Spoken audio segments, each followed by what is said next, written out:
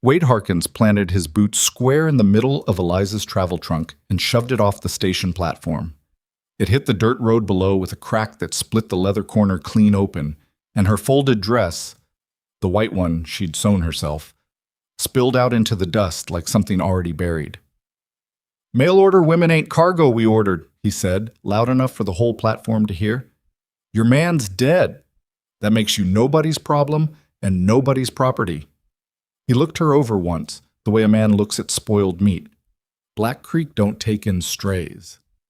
If you've ever felt like the world wrote you off before you even opened your mouth, hit that like button right now. Drop your city and country in the comments so I can see just how far this story has traveled. And if you want to know what a woman like Eliza does when a town like that tries to crush her, follow this channel and don't you dare look away. The stagecoach had pulled into Black Creek at 2:30 on a Wednesday, and by 3 o'clock Eliza Harrow had already been humiliated in front of 14 strangers, lost the better part of her luggage to the mud, and been turned away from the only hotel in town because Wade Harkins, who served as both the station agent and the unofficial gatekeeper of everyone else's business, had told the proprietor not to give her a room. She stood on the main street with her trunk half open and her hat tilted from where the wind had caught it, and she looked at Black Creek the way a woman looks at something she has no choice but to deal with. The town wasn't much. A general store, a livery, a saloon with a broken shutter banging against its frame, and a scattering of clapboard buildings that all looked like they'd been built in a hurry and never finished.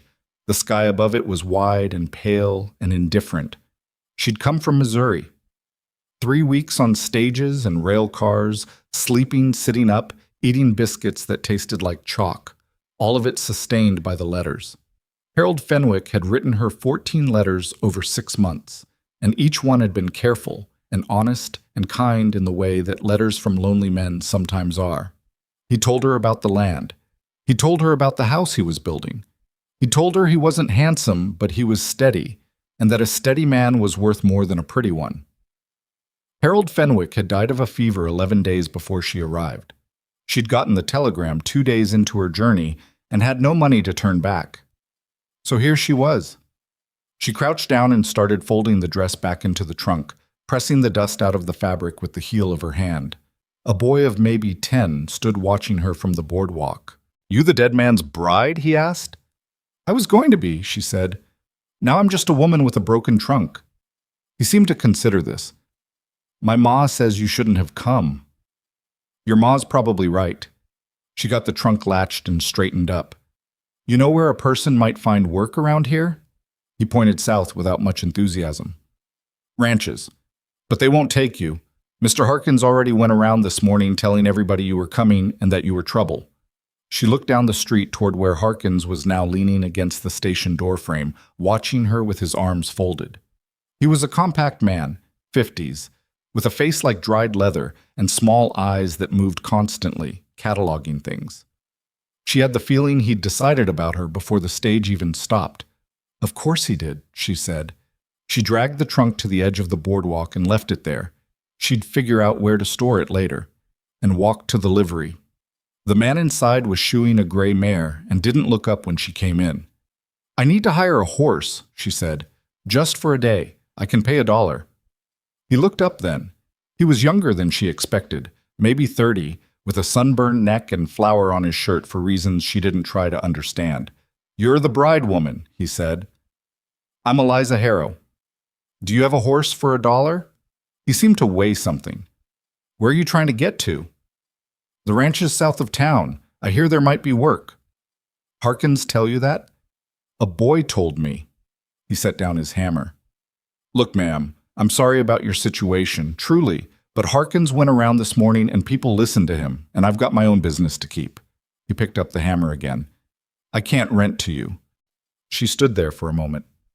"Thank you for being honest about it," she said, which surprised him enough that he looked up again, but she was already walking back out. She spent the next 2 hours going up and down the main street, and every door she tried had already been closed against her. The general store would sell to her, cash only, no credit, but the woman behind the counter watched her the way you watch a dog you're not sure about. The saloon let her sit in the corner and eat a plate of beans for 15 cents, and the barkeep didn't bother her, but when she asked if he knew anyone hiring, he just shook his head and moved away. By the time the light started going gold, she had 42 cents left, half a plate of beans, and a clear understanding of what Wade Harkins had done to her before she'd even stepped off the stage. She went back for her trunk and sat on it at the edge of the platform, looking south at the line of hills where the ranches were. She was 31 years old, and she had been practical her whole life. Practical the way you get when your father is a horse trader, and your mother dies young, and somebody has to keep accounts and manage inventory and calm a nervous horse at 3 in the morning while your father sleeps off his whiskey. She had been practical, and she had been careful, and she had saved her money and answered Harold Fenwick's advertisement because practical women sometimes made practical decisions that turned out wrong. She was not going to cry in public. She'd made herself that promise on the second day of the stage ride when she got the telegram, and she intended to keep it. What she was going to do was figure out which ranch was the biggest and ride out there in the morning and ask for work, because she had exactly 2 things she could offer. She could cook tolerably well, and she knew horses better than most men she'd ever met. Her father had made sure of that, even if he'd made sure of little else. The biggest operation south of town, she'd gathered from pieces of conversation throughout the afternoon, was the Crosswind Ranch. 12,000 acres, a few hundred head of cattle, a horse program that people talked about in the same breath as they talked about the owner, a widower named Colton Mercer, who everyone described using the same 2 words, respected and feared. She slept that night in the livery. The young man with the flower on his shirt had looked the other way when she'd slipped in after dark, curled on a hay bale with her coat over her shoulders and her trunk wedged against the wall. The gray mare shifted and breathed in the dark nearby, and the sound of it steadied her the way it always had. She was up before first light. The road to Crosswind was 5 miles of ruts and dry creek crossings, and she walked it because she had no horse and no money to spare. The sun came up while she was still on the road, and by the time the ranch gate appeared ahead of her, she was dusty, and her feet hurt, and her hair had come half down from its pins. The gate itself was something. 2 posts of stripped pine with a crossbar above, and hanging from the crossbar burned into a plank of oak, Crosswind. Beneath that, smaller, Mercer, Estine, 1871. Beyond the gate, a long drive of packed earth led to a main house that was bigger than it looked at first, built low against the land the way practical structures are, with a wide porch running the length of the front. Beyond the house, corrals and outbuildings spread out in a working arrangement that told her immediately the place was run by someone who thought about efficiency. She was 40 feet from the gate when a man stepped out from behind the fence post to her left. He was big, not tall exactly, but wide through the shoulders, with a face that had been outdoors for every one of its years. He wore his hat low and his expression lower. "Private property," he said. "Turn around." "I'm looking for Mr. Mercer. I've come to ask about work." His eyes moved over her in a single sweep. The dusty dress, the loose hair, the trunk she was dragging behind her on a rope she'd tied through the handle. "You're that bride woman," he said. She'd started to hate those 2 words. "My name is Eliza Harrow. I'd like to speak with Mr. Mercer." "Mr. Mercer doesn't hire women, and he doesn't hire charity cases." He crossed his arms. "Whatever happened to you in town is not his concern. I'm not asking for charity, I'm asking for work. There's a difference." "Lady, there's nothing you can do on a working cattle ranch. Is it a cattle ranch or a horse ranch? Because I heard it was both, and I grew up in a horse operation, and I can do things with horses that most of your hands probably can't." That landed somewhere on him. She could see it, not a change in his expression, which stayed flat, but a small shift in how he was standing. "You got a lot of mouth for someone who slept in a livery stable," he said. She didn't ask how he knew that. Word moved in small towns like weather. "So do you," she said. "Are you going to let me speak with Mr. Mercer or not?" His jaw moved. He was the kind of man who was used to being the last word in a conversation, and she'd just moved the conversation past him without asking permission, and he didn't like it. She could see all of that, too. "Wait here," he said, and the way he said it made it clear he expected her to stand at the gate in the sun like a package while he went inside and decided her fate. She waited. She was good at waiting. A gray cat came around the fence post and sat near her feet and blinked at her. She looked back at it. "I know," she said quietly.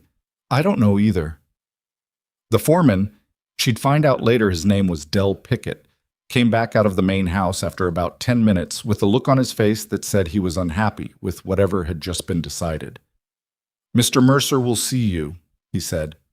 "Don't touch anything. Shut it." Colton Mercer was standing at the far end of his porch when she came around the side of the house, and her first thought was that he was older than she'd expected.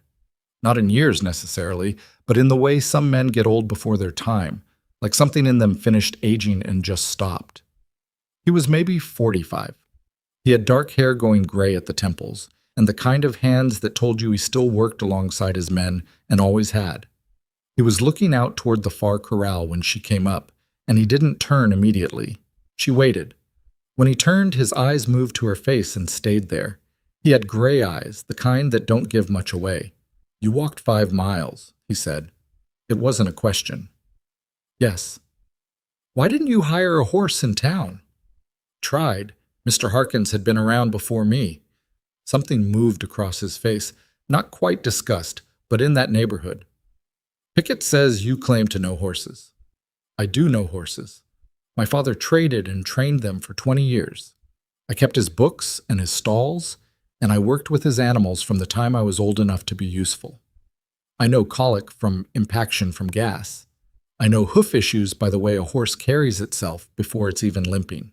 I know how to gentle a horse that's been rough broken and how to assess one that won't perform without knowing why." She stopped. "I'm not claiming something to sound useful. I'm telling you what I know." He was quiet for a moment. "What I need," he said, "is kitchen help and laundry. My last woman left in March." "Then that's what I'll do." He watched her. She got the impression he was looking for something in her face. A lie, maybe, or a calculation, and not finding it, which seemed to make him uncertain. "Room and board plus $2 a week," he said. "Kitchen in the morning, laundry in the afternoon. You stay away from the horse operation. My men don't need the distraction." She wanted to argue. She kept it locked behind her back teeth. "That's fine," she said. "Pickett will show you where to sleep." He turned back toward the corral. "Don't cause trouble." She almost said she hadn't caused the trouble she'd already been given, but she let that go too. There would be time for proving things. There was always time for that. What? The room they gave her was in the back of the cookhouse, barely big enough for a cot and a chest of drawers, with a window that looked out on the woodpile. It was clean, which was the main thing. She'd slept in worse. She spent the rest of that first day in the kitchen, learning where things were. The flour, the salt, the cast iron, the situation with the water pump that required 3 pulls and a profanity to get going. The cook who'd left in March had organized things in a way that made no particular sense, and she spent 3 hours quietly reorganizing without making it obvious she was reorganizing, because men got strange about that kind of thing. There were 8 ranch hands in addition to Pickett. They came in for supper that first night like a weather system, loud and dusty, and filed around the long table without looking at her directly, which she read as not entirely hostile. They were watching to see what she did before they decided how to behave. That was manageable. She put down biscuits, a pot of beans with smoked pork, and a dried apple cobbler she'd found the ingredients for in the back of a cabinet. And she didn't say anything, and neither did they. And by the end of the meal, 2 of the younger hands had said thank you without being asked to. Pickett said nothing. Colton Mercer didn't come to supper.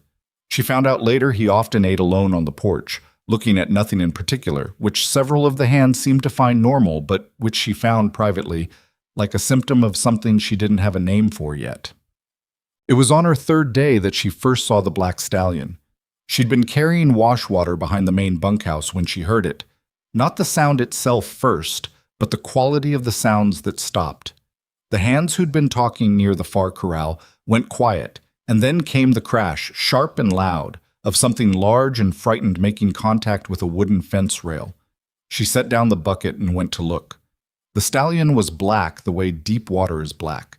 Not just dark, but absorptive, like light went into him and didn't come back. He was large, maybe 16 hands, and he was in the near corral with 3 men trying to work him on ropes, and he was coming apart. That was the only way to describe it. He wasn't being difficult. He was panicking.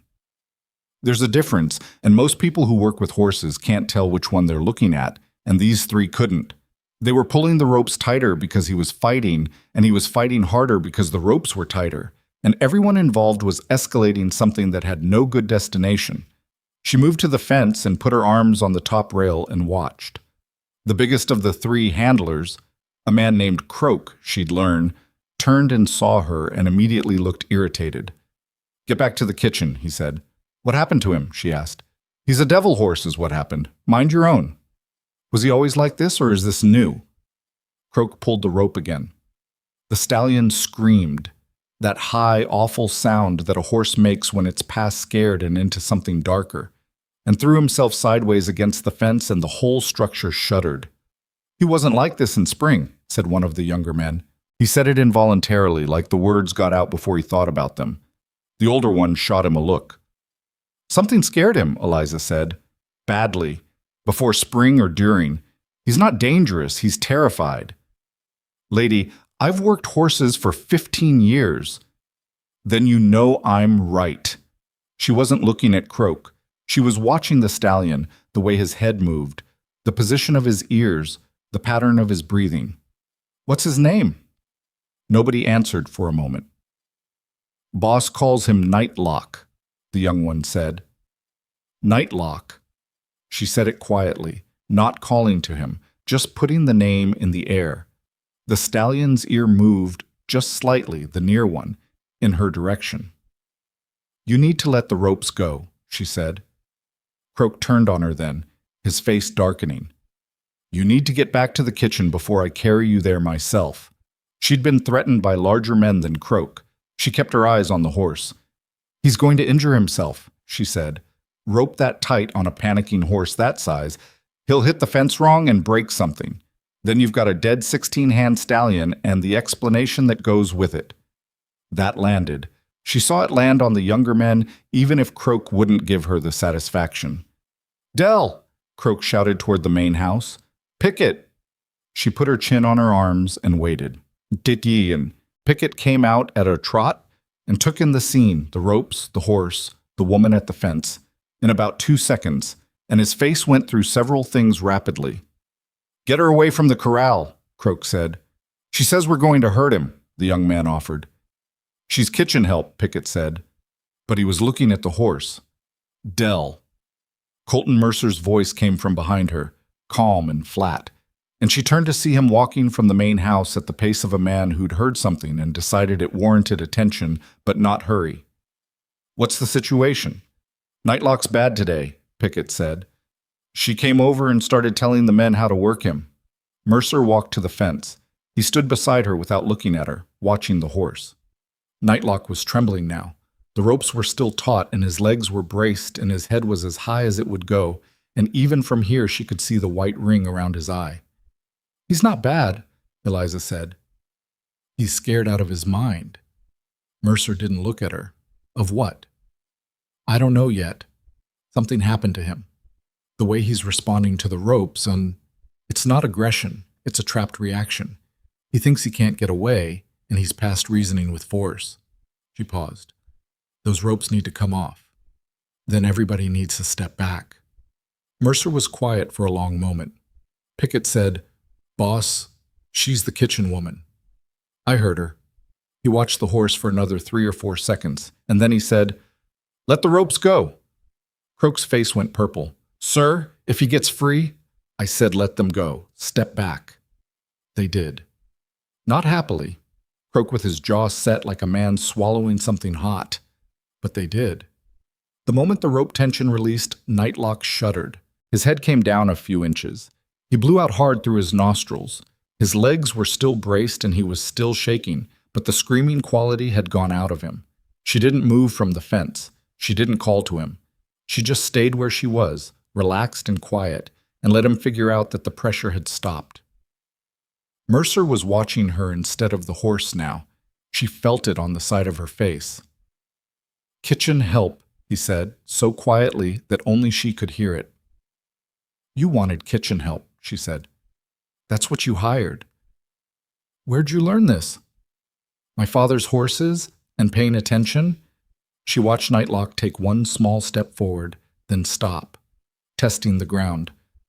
Some things aren't that different from people. They just need to know they're not trapped. He was quiet again.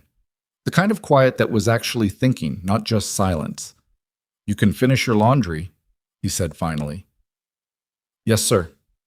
She picked up her bucket and walked back to the cookhouse, and she didn't look back, but she heard him still standing at the fence when she turned the corner. That night, after supper was done and the hands had gone to the bunkhouse, she went back out to the corral. Not to do anything, just to be near it. Nightlock was in the far corner, standing quietly in the dark. She sat on the bottom rail of the fence, not inside the corral, just at the edge of it, and she talked to him the way you talk to something you're not sure is listening. Not about him, about Missouri, about her father's horse yard on the edge of a town called Cowboy, where she'd spent more hours than she could count just sitting with animals that other people had given up on. About a paint mare her father bought lame and half-starved, and that she'd spent 4 months gentling until the mare would come to her hand. She didn't know if he was listening. It didn't entirely matter. After a while, she heard a step in the dirt behind her, and she looked around and saw one of the younger hands, the one who'd told her Nightlock's name. He stopped when she looked at him. "Didn't know anybody was out here," he said. "I'll go in," she said. "You don't have to." He hesitated. "I'm Tomas. I work the horse barn mostly." "Eliza." He came and stood near the fence, not next to her, but close enough to be having a conversation. He was maybe 22 with a thin face and careful eyes. "He was fine in spring," Tomas said quietly. "Then in June, something happened with the farrier. Man was rough with him, and Nightlock kicked out, and the farrier hit him with a rod, hard, across the face. Boss was in Laramie, didn't know about it till after. Farrier doesn't work here anymore." He paused. "But Nightlock's been like that ever since." She nodded.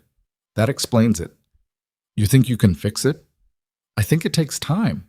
You can't unscare something by explaining. You just have to give it enough days where nothing bad happens." Tomas looked at the horse. "Pickett says you'll be gone before harvest." "Maybe." "Croak says you don't belong here." "Croak's welcome to his opinion." Tomas almost smiled. "You're not scared of any of them, are you?" She thought about it honestly. "I'm scared of things going wrong," she said. "I'm not scared of men who don't like that I'm here. Those aren't the same." He nodded slowly, like she'd said something he was going to think about later. After he went back to the bunkhouse, she sat for another half hour in the dark. At some point, Nightlock moved to the near side of the corral. He didn't come to the fence, but he stopped facing away from her and stood at an angle that meant he was aware of her in a way that wasn't defensive. That was enough. That was in fact more than she'd expected. She went to bed and slept better than she had since Missouri. The next morning, she overheard Pickett telling Mercer that having a woman around the horse operation was going to cause problems. She was on the other side of the cookhouse wall with a pot of coffee, and she heard every word. "She's not in the horse operation," Mercer said. "She was at that corral last night past 9 o'clock. "Was she doing any harm?" A pause. "No, but the men don't like it. Croak, especially." "Croak doesn't run this ranch." Another pause, shorter. "Leave her to her work, Dell." She poured the coffee and thought about what that meant and what it didn't mean, and she decided not to attach too much to it either way. A man defending her usefulness wasn't the same as believing in her. She'd learned that distinction early. She went back to the kitchen and started on breakfast. Through the window, in the early light, she could see the far corral, and she could see Nightlock standing at the near rail, looking toward the cookhouse. She kept that to herself. By the end of the second week, she had established, without anyone formally acknowledging it, a routine that included the corral. Every evening after supper, after the washing up, she went out to the fence and sat and talked quietly about nothing in particular. Nightlock moved closer each time, not dramatically, not in one gesture, but in the way real change moves, which is incrementally and then all at once. By the 12th day, he came to the fence. She didn't make a production of it. She let him smell her hand and then stood quietly while he investigated her coat sleeve and her hair with the thoroughness that horses apply to things they're making decisions about. Tomas saw it from the barn doorway and didn't say anything to anyone about it.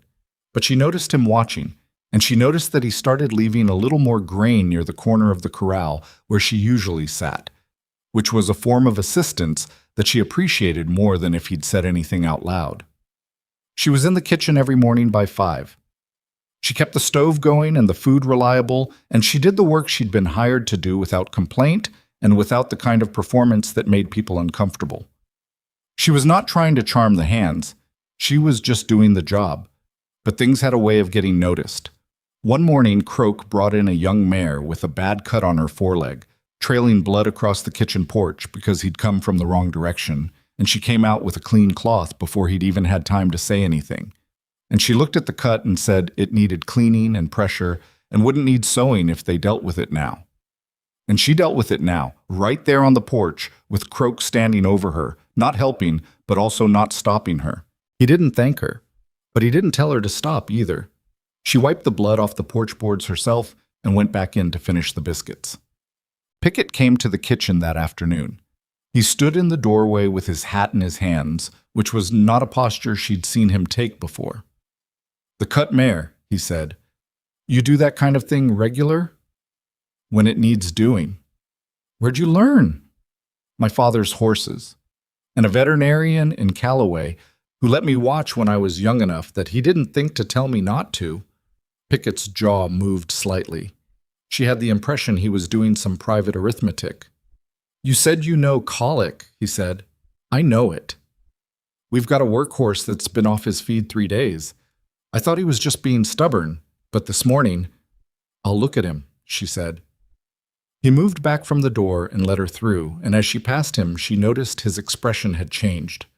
Not to anything warm, not to anything approaching friendly, but the quality of his hostility had shifted. It was still there, but now it had a different shape. Less dismissal, more wariness.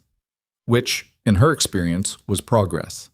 She examined the workhorse, a big bay gelding named Reuben, for 40 minutes, and what she found wasn't good, but it wasn't a death sentence if you moved quickly. She told Pickett what she needed, and he got it without argument, and she spent the next 2 hours walking Reuben slow circles in the yard and giving him doses of oil and watching his gut sounds with her ear against his flank. Colton Mercer appeared at the paddock gate around mid-afternoon. He didn't say anything. He leaned on the gate and watched her walk the horse in slow circles, and she was aware of him there the way you're aware of weather. After a while he said, "Pickett said you've been at this 2 hours." "Yes." "Is he going to make it?" "I think so. He needs to pass it on his own. I'm just keeping him moving so it doesn't twist." Another silence. "You should have told me you had this kind of experience," he said. She kept walking the horse. "I told you what I knew in the first 5 minutes. You told me kitchen and laundry." A pause. "I heard what you said. I wasn't sure I believed it." "And now?" He was quiet long enough that she looked back at him. "And now Reuben's still standing," he said. He pushed off the gate. "Keep at it." She kept at it. By evening, Reuben had passed the blockage and was eating a little hay, and she left him comfortable in the paddock and went in and made supper for 9 men and cleaned up after them. And she was tired in a way that went past her body into something deeper, but it was the kind of tired that has a satisfaction underneath it, that keeps it from being the bad kind. She went to bed and lay in the dark of the cookhouse room and listened to the wind outside, and she thought about Harold Fenwick, who had written her 14 careful letters and built a house and died before she arrived, and she thought that there was something genuinely sad in that which she hadn't let herself feel all the way yet. She wasn't sure she was going to allow herself to feel it yet. But she thought maybe she was starting to understand why she had needed to come anyway, even when the telegram arrived, even when the obvious thing was to turn around. Some things you needed to walk toward even when they stopped making sense. She'd known that since she was a girl in her father's horse yard, learning to sit with frightened animals until they remembered they were safe. She was still learning how to apply that to herself. Outside the window, the wind moved through the pine boards of the fence, and somewhere in the dark, the black stallion stood in his corral, and she had the particular feeling, the kind that doesn't announce itself but settles quietly, that she was exactly where the next part of her life was going to begin. She didn't know yet what that meant, But she'd learned a long time ago that some things reveal themselves on their own schedule, and the worst thing you can do is rush them. She closed her eyes. The wind kept going. Nightlock, in his corral, stood quiet in the dark. 3 weeks in, and Eliza had stopped counting the days she expected to be asked to leave. That wasn't optimism. That was just practicality, asserting itself over anxiety, which was a thing that happened when you kept busy enough and the work kept demanding your full attention and you simply didn't have the hours left over to spend worrying about your position. She cooked. She cleaned. She did the laundry with the same steady thoroughness she brought to everything, wringing out shirts that belonged to men who barely looked at her and hanging them on the line in the morning light without resentment, because resentment took energy she needed for other things. Every evening she went to Nightlock's corral. No one had told her to stop, which she took as permission. Colton Mercer had not mentioned it again after the evening he'd watched her walk Reuben in the paddock, and Pickett had settled into a cautious neutrality that she respected for what it was. Not acceptance, but a pause in hostility, which was its own kind of progress. Croak was still Croak. He watched her with the particular attention of a man who was waiting for her to make a mistake, and had already decided what kind. She let him wait. Nightlock, in those 3 weeks, had changed in ways that were hard to explain to someone who hadn't been watching every day. He came to the fence now when she appeared. He didn't startle at her voice. When she put her hand out, he pressed his face into it with a deliberateness that wasn't desperation. He wasn't lonely the way a stalled horse gets lonely. It was more like he had made a calculation and she'd come out on the right side of it. Tomas noticed. He was the only one who'd been paying close enough attention. He lets you touch his face, Tomas said one evening, materializing from the barn the way he usually did, quiet and careful as a cat. He's decided I'm not a threat, she said. The farrier who hurt him, Nightlock wouldn't let anyone within 10 feet after that, not even the boss. He paused. Boss tried twice in June. Horse just about took his arm off. She kept her hand where it was, letting Nightlock work through whatever he was working through along her sleeve. He didn't forget it, she said. He just needed to find out if everyone was the same. And apparently I'm different enough. Tomas leaned on the fence beside her, giving Nightlock room. Pickett's going to say something soon. He doesn't like that you're out here. Pickett doesn't like that I exist, she said, without heat. That's a bigger problem than the corral. Thomas almost laughed. It was the closest she'd seen him get. Yeah, he said. That's fair. She'd learned things about the ranch in 3 weeks, the way you learn things when people forget to watch what they say around the hired help. The horse operation was in trouble. Not catastrophically, not yet, but the kind of trouble that compounds quietly. Nightlock was supposed to be Crosswind's primary stud, a valuable animal with bloodlines that ranchers in 3 counties had been paying attention to. He'd stood at stud twice before the incident with the farrier, and both times the resulting foals had been exceptional. Everyone said so. There was money in that animal's future, or there had been, before he'd become unworkable. She understood now why Mercer let her near the corral. He wasn't being generous. He was watching to see if his asset was going to recover. That was fine. She could work with that. The complication, the one she turned over in her mind late at night when the cookhouse was quiet, was that working with Nightlock properly required being inside the corral. And being inside the corral required either Mercer's permission or enough invisibility that no one noticed before it became too late to object. She'd been testing the edges of her actual role for 3 weeks, and she'd found them pretty clearly. What she hadn't found was a door through them. Reuben had been the closest thing to one, and she thought about that. Mercer had seen her work the horse, and he'd said you should have told me, which wasn't approval but was adjacent to it. He was a practical man. Practically was the angle. She just needed the right moment. The right moment arrived, as right moments often do, in the worst possible way. It was a Thursday, gray-skied and humid in a way that made the horses restless and the men short-tempered, and she was in the kitchen starting the noon meal when she heard the sound from the near corral, a different sound from Nightlock's usual noise, not the high, frightened scream, but something lower, more labored, more wrong. She wiped her hands on her apron and went out. Nightlock was down. He was on his side in the dirt, his legs moving in the slow, disconnected way that meant he was past the stage where he could stand himself, and the sounds he was making were those short, pressured grunts of an animal in serious pain. His belly was distended on the left side in a way that she recognized immediately, and that made her stomach drop. Tomas was at the fence, his face the color of old ash. "He was fine an hour ago," he said. "I checked him at 9. "Get Pickett," she said, and climbed the fence before she'd finished the sentence. "You shouldn't go in there." "Get Pickett." She was inside the corral, crouched beside Nightlock, her hands on his belly. He raised his head at her presence, but didn't have the energy to do more than that, and she put her palm flat against his side and pressed, listening to what was under her hand, or rather, what wasn't. A horse's gut is never silent when it's working right.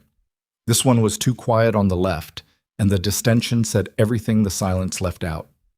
Displacement, she thought, left dorsal displacement of the large colon.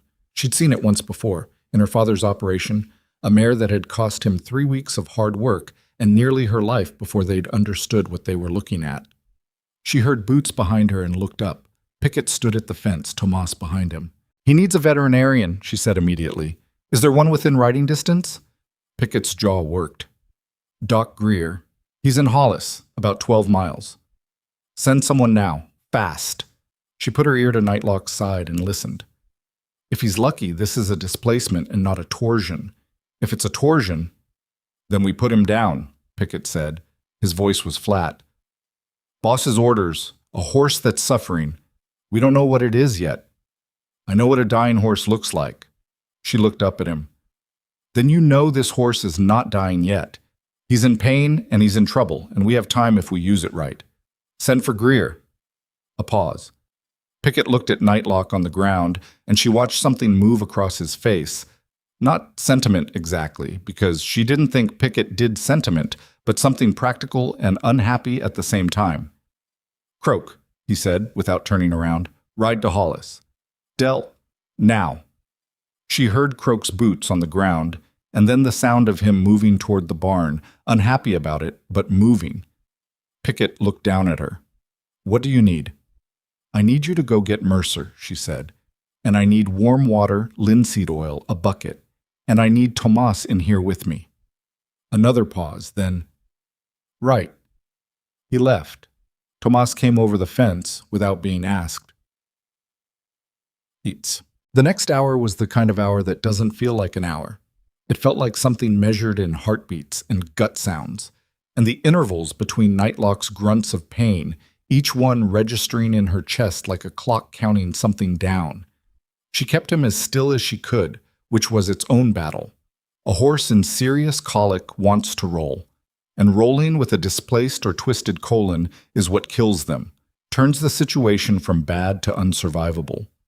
Every time he tried to thrash, she and Tomas worked to keep him steady, talking to him constantly in the low, deliberate voices that horses understand not as words, but as proof of presence.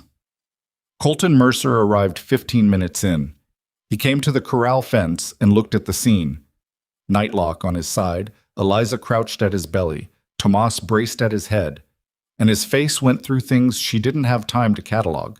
He climbed the fence and came in without asking permission, which was correct because it was his horse. "How bad?" he said. "Bad," she said, "but I don't think it's a torsion. The sounds are wrong for a torsion. I think it's a displacement, which you can sometimes resolve without surgery if you move him right and the gut is willing to go back." "And if it's a torsion?" She looked at him. "Then you'll need to make a decision." He crouched down on the other side of Nightlock, put his hand on the horse's neck. Nightlock's eye found him, and Mercer held it, and the expression on his face in that moment was private in a way she felt she was intruding on, so she looked back at the belly. "Tell me what you need," he said. She told him. For the next 40 minutes, the three of them worked together. Her directing, Mercer and Tomas doing the physical labor of carefully, painstakingly shifting Nightlock's position in ways designed to let gravity assist what her hands couldn't force, rolling him by fractions, pausing, listening, adjusting. She gave him the linseed oil she'd asked for, small amounts at intervals, and she talked to him the whole time in the same quiet voice and she made herself not think about the alternative outcome because that kind of thinking was contagious, and a horse could feel it. Mercer didn't question her instructions. He just did what she said, which required a kind of trust she hadn't expected from him, and that she filed away as important without letting it distract her. The sound she was waiting for happened at the 50-minute mark, a long, rolling movement under her hand like something large settling into a new place.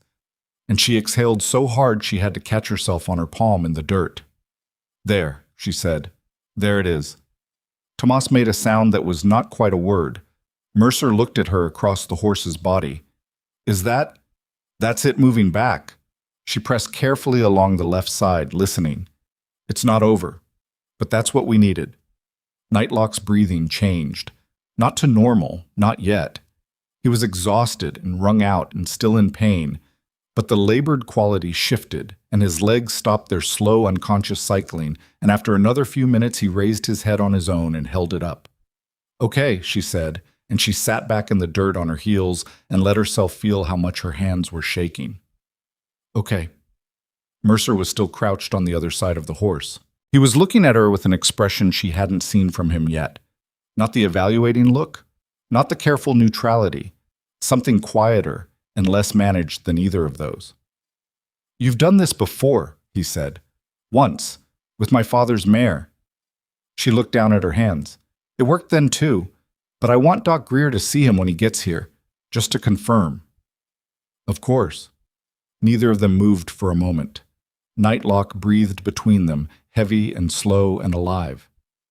"If we'd put him down," Mercer said. "Don't," she said. "He's still here." He was quiet. Then, "Yes, he is." Doc Greer arrived from Hollis in the late afternoon, a small, weathered man who moved through a barn like he'd been born in one. He examined Nightlock, now on his feet, still shaky, but standing and drinking small amounts of water, and confirmed the displacement had resolved without surgical intervention, and that with careful management over the next week, the horse would likely make a full recovery. He asked who had diagnosed it. Pickett said nothing. Tomas looked at his boots. Mercer looked at Eliza. "She did," he said. Greer looked at her the way an experienced man looks at someone he's unexpectedly been given reason to respect. "You have training." "Self-taught. My father traded horses." "You got lucky," he said. But he said it in the tone that means you were also right, which isn't really the same as luck. She thanked him for coming. He charged $8 for the ride, which Mercer paid without comment, and on his way out he told Tomas that if he ever found himself working for someone who didn't know what they had in that woman, to let him know, because he could find her a better situation. She didn't hear that part. Tomas told her later. But that evening, after supper, Mercer came to the kitchen. The hands had gone out. The kitchen was quiet, except for the sound of water heating on the stove and Eliza washing the last of the plates. She heard him come in and kept washing. "I want to change your duties," he said. She set down the plate and turned around. He was standing in the doorway with his hat in his hand, and she noticed, for the first time with any real attention, that he looked tired in a way that was not today's tired. It was older than that. "How so?" she said. "I want you working with the horses. Officially. Not in addition to the kitchen, instead of it. I'll hire someone else for the cooking." He paused. "You'd be overseeing the horse barn, working with Tomas, answering to Pickett on ranch matters." Another pause. "Nightlock in particular." She looked at him steadily. "What does Pickett think about that?" "Pickett will do what I tell him."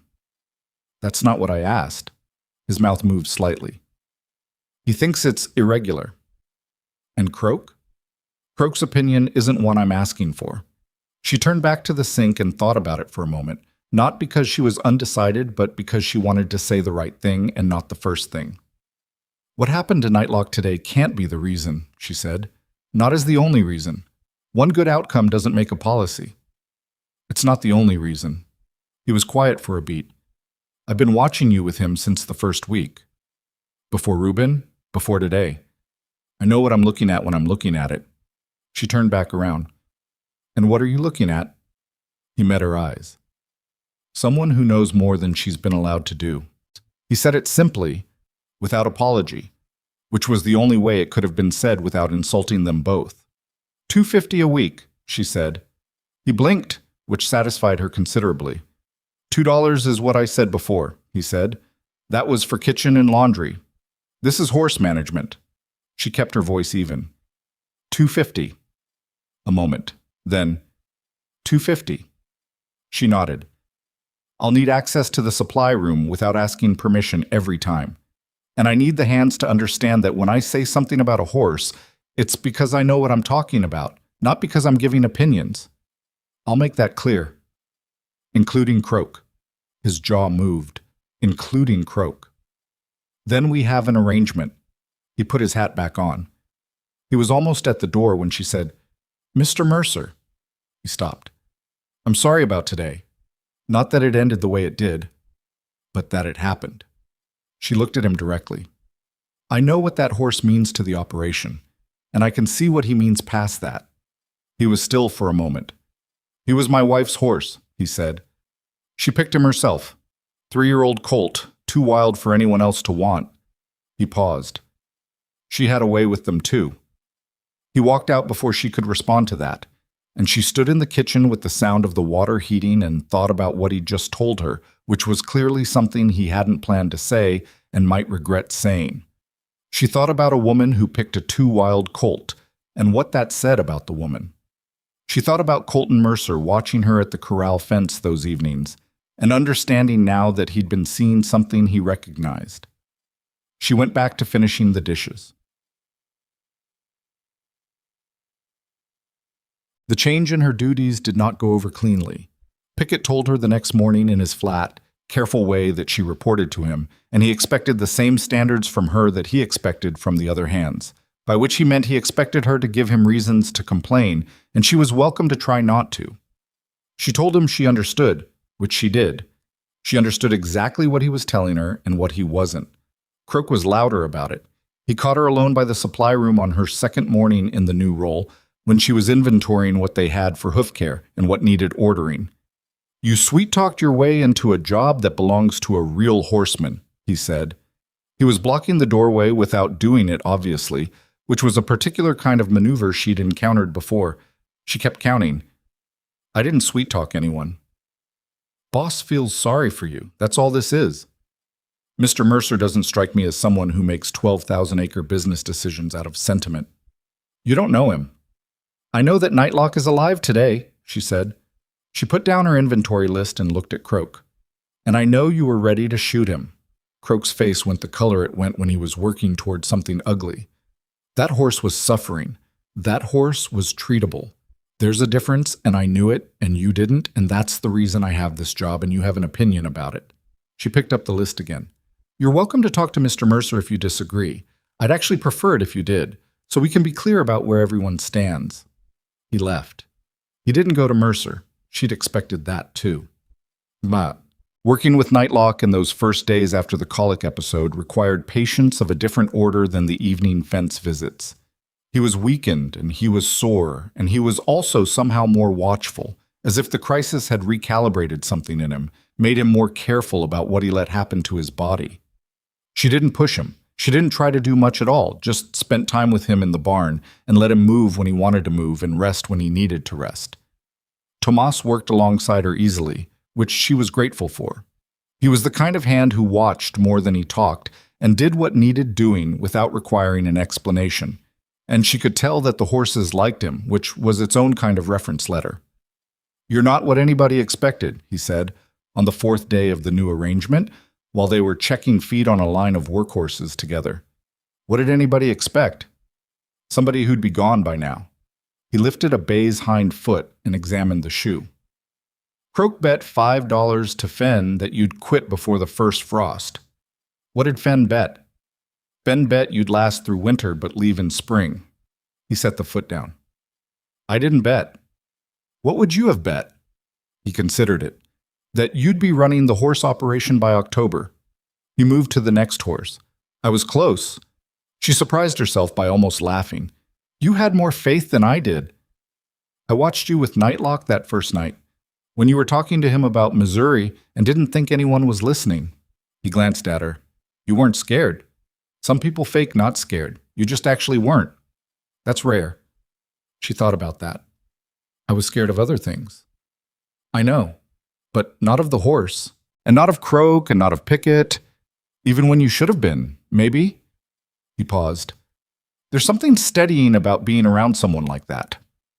She didn't know what to say to that, so she moved to the next foot and didn't say anything, and he let it go, which was why working alongside Tomas was easy. Nightlock was back on his feet properly by the end of the first week, eating well and moving around the corral without distress.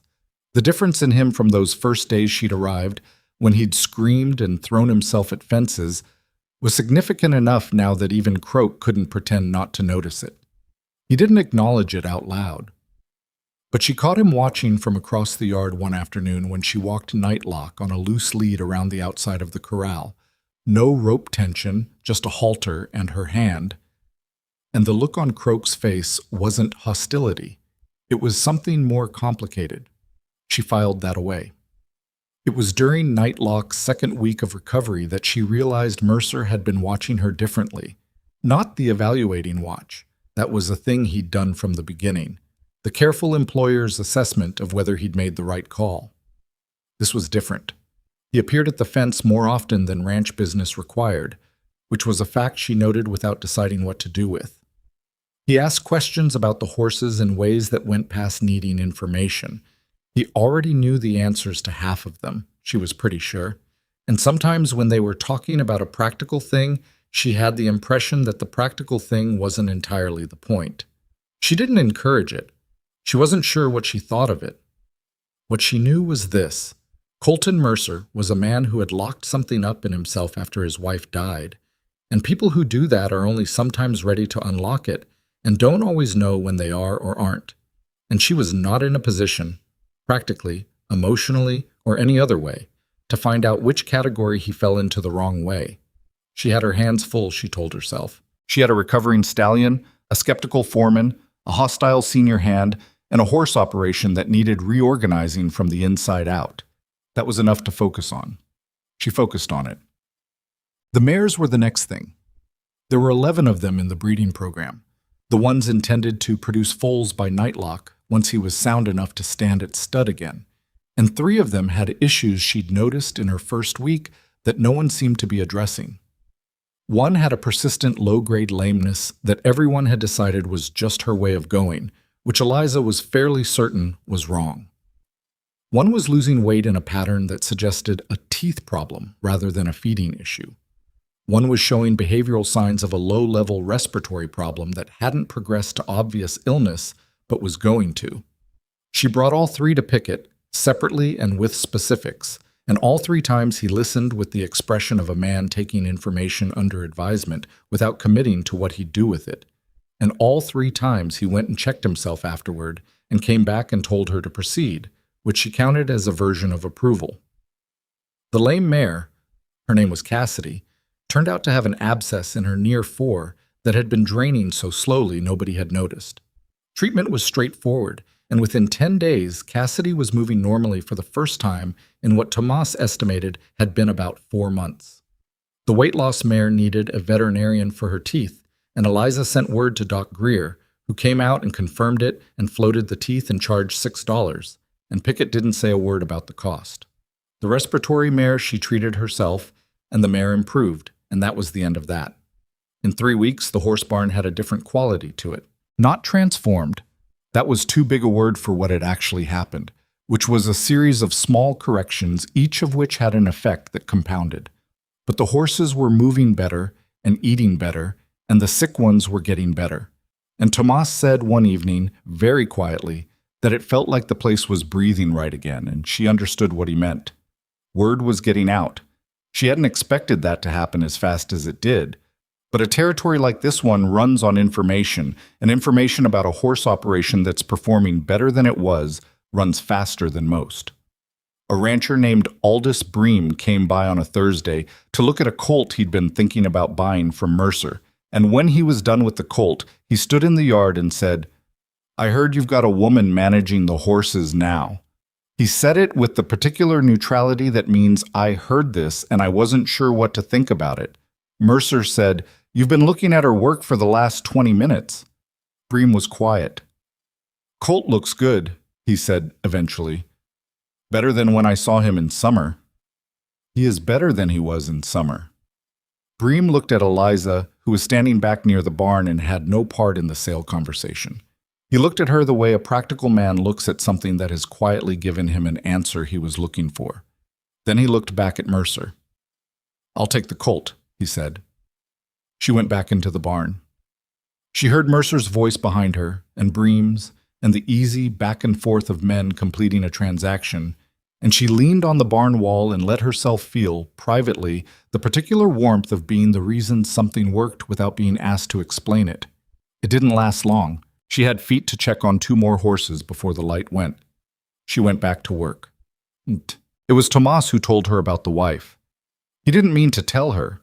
He was telling her something else, about a jump in the east pasture fence that the horses sometimes found. And he mentioned in passing that Mrs. Mercer had always said that fence needed fixing, and then he caught himself and went quiet. It's all right, she said. You don't have to not talk about her. He looked uncertain. Boss doesn't. I know. She died 3 years ago, riding accident. She was on a green mare that spooked at something and threw her. He was quiet for a moment. Nightlock saw it.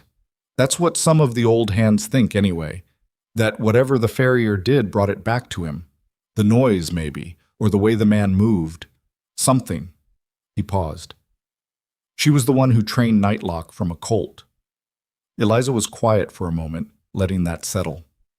What was her name? She asked. Clara. She thought about that. She thought about a woman named Clara, who picked a 2-wild colt and trained him, and then died in front of him, and about the horse that carried the memory of it in a way no one could access or explain. And she thought about a man who watched her at the fence every evening and saw, maybe, something he recognized. She didn't know how to feel about any of it, so she went back to the fence work and let it sit.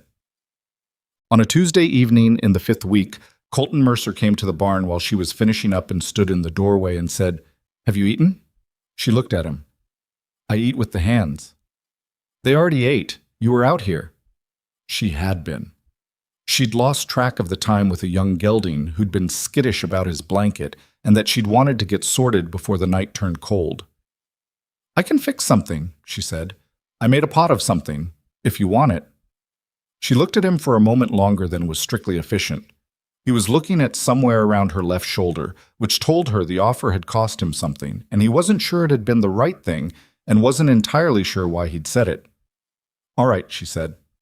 They ate on the porch. He'd made a stew that was basic but decent, the kind of thing a man makes when he can cook but hasn't been cooking for himself long enough to care about it. She ate it without comment, and he didn't ask for any. The night was quiet around them, the horses making their small sounds from the barn and the corral. After a while, he said, Bream asked about you. I noticed. He wants to know if you'd be willing to consult on his breeding program. She set down her spoon. I work for Crosswind. I told him that. A pause. I'm just passing it on. You might be glad someday to have the contact. She wasn't sure if that was him preparing her to leave or something else. She couldn't read it. I'll keep that in mind, she said. The quiet came back. Nightlock moved in his corral, and the sound of it was its own kind of conversation between the man beside her and whatever he was carrying around, and she sat with it and didn't try to fill it up with words. That felt to her like its own kind of progress, the kind that doesn't announce itself, the kind that just is. The stew pot was still on the porch railing the next morning when Eliza came out before dawn, and she took it inside without making anything of it, washed it, and put it back where it belonged. That was the easiest way she knew to handle things that didn't have clear categories yet. The meal on the porch hadn't been repeated. Mercer went back to eating alone, which was his habit, and she went back to eating with whatever hands were still at the table when she finally came in from the barn, which was usually just Tomas, and sometimes one of the younger men named Fenn, who seemed to have no strong opinions about anything and was therefore easy company. She didn't know what to call the thing that had happened on the porch or whether it needed a name, and she'd gotten good enough at not naming things prematurely that she was able to leave it alone. What she couldn't leave alone was Nightlock. He was 7 weeks out from the colic episode now, and Doc Greer had come back twice to check him, and both times had said the same thing in different words. The horse was sound. The gut had healed cleanly. There was no physiological reason he couldn't return to work. What Greer hadn't said, because it was outside the scope of what a veterinarian gets asked about, was whether Nightlock was ready in the other sense. The sense that wasn't about his body. She knew he wasn't. Not yet. She could feel it in the way he moved when she put the halter on. The slight hesitation, the ears going back and then forward, checking. Not fear exactly, but the memory of fear, which was almost worse because the memory was smarter than the original feeling and harder to reason with. She'd been working him on a long line in the arena, walking and trotting, nothing that asked too much. He went well enough in straight lines. It was the turns that showed her things, the inside ear going stiff, the rib cage bracing slightly against the bend, something in the pattern of his movement that was about more than his gut. Tomas watched from the fence one afternoon, and when she brought Nightlock in, he said, "He's protecting himself." Yes. The left side. He's not bending through it. That's where the colic was. He remembers. She ran her hand along Nightlock's left flank. It didn't hurt him there. The pain was internal, but a horse doesn't always understand the difference between where the pain was felt and where it came from. Tomas nodded slowly. "What do you do for that?" "Wait. And keep asking, and make sure nothing goes wrong while you're asking." "How long?" She looked at Nightlock. "As long as it takes." Tomas absorbed this. "Pickett's going to start asking about the stud schedule. There are 3 mares ready." "I know." She handed Nightlock off to Tomas and started toward the barn. "Tell him I'll talk to Mercer." She talked to Mercer that evening, finding him in the small office off the main house where he did his accounts. He looked up when she knocked on the open door and gestured her in with the hand that wasn't holding a pen. "Nightlock," she said without preamble. "He's physically ready. Greer will tell you the same, but I want another 3 weeks before we put him to a mare." Mercer set down the pen. "Why?" "He's guarding himself on the left side, behavioral, not physical. If we rush him into stud work before he works through it, we risk setting him back. A horse that's nervous covering a mare can injure her or himself, and then we're worse off than we are now." He looked at her steadily. 3 weeks puts us close to the end of the breeding season." "I know." "Pickett says we have obligations to 2 outside breeders." "I know that too." She stood her ground. "I'm telling you what the horse needs. What you do with that is your call." He was quiet, and she recognized the quality of his quiet now well enough to know he was actually thinking rather than preparing to override her. 3 weeks, he said finally. "But I need you to work him deliberately, not just time passing." "That's what I intended." He picked the pen back up. Then, without looking at her, "How's Cassidy moving?" "Well, better than well. She's going to be one of your best mares once she's back in full work." "Good." He wrote something. "That'll be all." She went back to the barn. The deliberately was the part that mattered. She started asking more of Nightlock the next morning. Not harder work, but more specific work. She wanted him bending left, accepting contact on that side, learning through repetition that pressure there didn't mean pain. It was slow going. The first day he resisted, and she let him resist without escalating, just repeated the ask until she got something close to a response, and then quit. The second day was roughly the same. The third day was worse, which was a thing that happened in this kind of work. A horse would get better and then seem to backtrack, and it felt like failure, but it was actually the nervous system doing what nervous systems do, which was push back harder before it let something go. She'd known this since she was 15 years old. It still tested her patience every time. Tomas watched and helped and kept his opinions to himself when that was what was needed, which was almost always. He'd become, she realized, something she hadn't had since Missouri, a working partner who trusted her judgment without requiring her to earn it fresh every morning. She didn't know how to tell him that without making it strange, so she just kept showing up, and he kept showing up, and they did the work together, and that was its own kind of statement. On the 5th day of deliberate work, Nightlock bent left through a full circle at the trot without bracing, fluid and clean, and even on both sides. and she brought him down to a walk and let him stretch and told him quietly that he was a good horse, and she meant it in a way that wasn't just professional. Tomas was at the fence. He didn't say anything. He just nodded once, and she nodded back, and that was enough. It was around this time that she started noticing what Croak was doing. It wasn't one thing. That was what made it hard to point to. It was an accumulation of small things, each one individually explainable, that added up to something she didn't like. A halter left on a hook when it should have been on its nail. A water trough at the east paddock running low for 2 days before anyone said anything, which meant someone hadn't been checking it.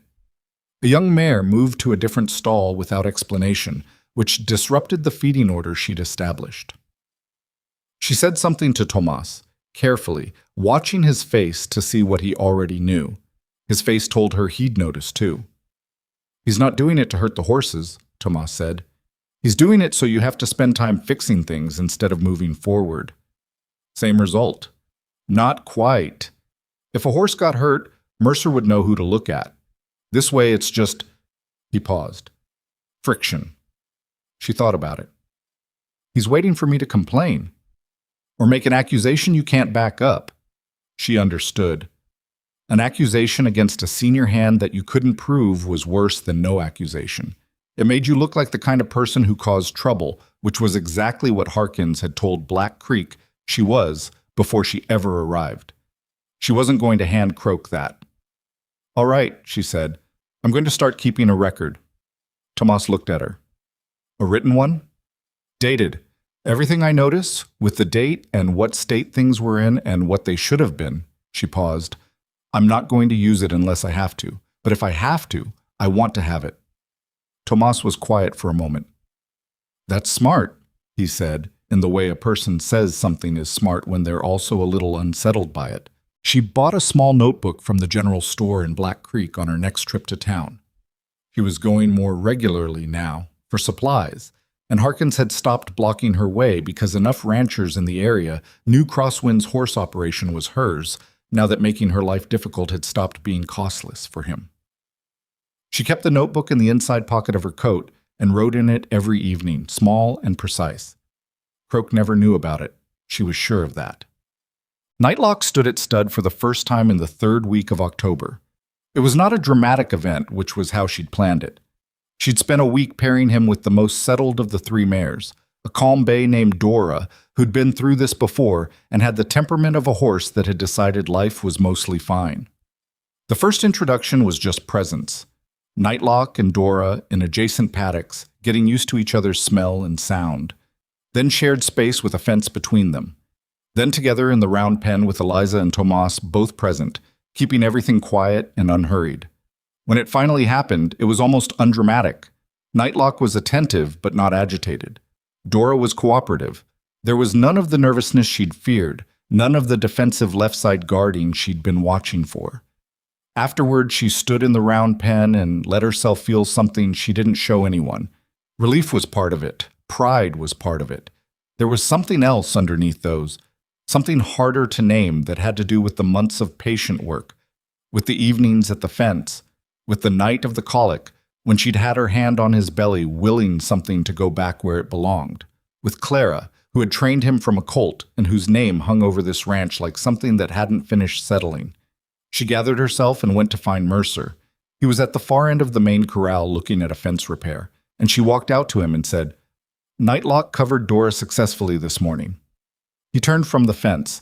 He looked at her for a moment without speaking, and she had the impression again that his expression was doing something he hadn't given it permission to do. "Any concerns?" he said. "None." He was calm throughout.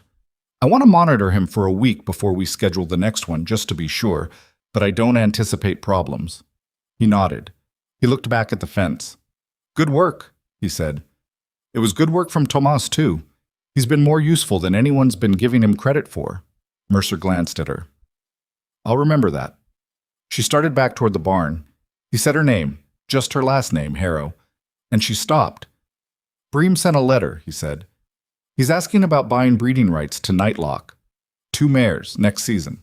He paused. "His operation is 2 days' ride. He's proposing we send Nightlock there for a week." She thought about it. I'd need to go with him. A pause. I know. That's not a problem? It's not a problem. He turned back to the fence. Think on it. She thought on it for a week and told him she'd go. Bream was a serious breeder and the money was good and Nightlock was ready. She knew it in the same way she knew most things about horses. Not as a conclusion reached by argument, but as something felt clearly through long attention. The first real snow came in November, early and serious, and the ranch contracted around itself the way ranches do in winter. Less movement, more stillness, the work shifting from the open ground to the covered spaces. She spent more time in the barn, which suited her. She'd always found winter barns particular places, the smell of hay and warm animal, the reduced light, the way sounds softened. It was in the barn one afternoon in late November that she found the young hand Fen sitting on a hay bale with a horse's front leg across his lap, trying to wrap a cut that had gone higher than his reach could comfortably manage. "Let me help," she said. He looked relieved and embarrassed in equal measure. "It's not bad." She spooked at the snow coming off the roof. "I know, I saw it happen." She took over the wrapping, her hands working quickly and without fuss. "Hold her still." He did. The mare was an older chestnut who'd been on the ranch longer than most of the hands, and she stood reasonably for the process, but kept lifting her head to look at Fen as if requesting acknowledgement that this was unfair. "She's dramatic," Fen said. "She's fine." Eliza secured the bandage. "Change this tomorrow morning and check for heat." "Yes, ma'am." She stood up. He was still sitting on the hay bale, the mare's leg back on the ground, and he had the look of someone about to say something he was choosing between saying and not saying. "Go ahead," she said. He looked up. "Croak says you won't last winter." "Croak's been saying variations on that since September." "He says you'll get homesick." A pause. "He says you came from somewhere nicer." She thought about Missouri, about her father's yard in the town of Callaway, and the particular geography of a life she'd left behind in steps small enough that she hadn't noticed herself leaving until she was on a stage heading west. She thought about whether nicer was the right word for it. "I came from somewhere different," she said. "Not nicer." Fen nodded. Then, "For what it's worth, I hope you stay. The horses are better since you've been here. Even Croak's string moves better, and he'd never say so." She looked at him. He was 20 at most, with a serious face that sat a little heavy for his age, and he said things straight, which she appreciated. "Thank you, Fen," she said. She went back to the barn aisle and kept working, and she thought about what he'd said about Croak's string, and she filed it in the category of things to let settle before deciding what they meant. Boss. The thing between her and Colton Mercer that she'd been refusing to name kept finding ways to be named anyway. It was in small things. He started coming by the barn in the evening, not often enough to be a pattern she could point to, but often enough that she noticed. He'd look at the horses, ask a question or two, and leave. The conversations were practical. They were also longer than they needed to be. One evening he came and found her sitting with Nightlock in the stall. She did this sometimes, just sat in the corner while the horse was quiet, the way she used to sit with her father's animals. And he stopped at the stall door and looked at her without saying anything for a moment. "Am I in your way?" she asked. "No." He leaned on the door frame. "I used to do that, sit with him." He paused. "I stopped after Clara died, felt wrong, somehow." She didn't fill the silence. "I couldn't figure out if the horse missed her or if I was just projecting because I missed her," he said, "and I couldn't sit with him without thinking about it, so I just—" He stopped. "Stopped coming," she said. "Yes." Nightlock turned his head toward Mercer. Not dramatically, just a turn, the casual curiosity of a horse who's comfortable. Mercer looked at it, and something moved in his face.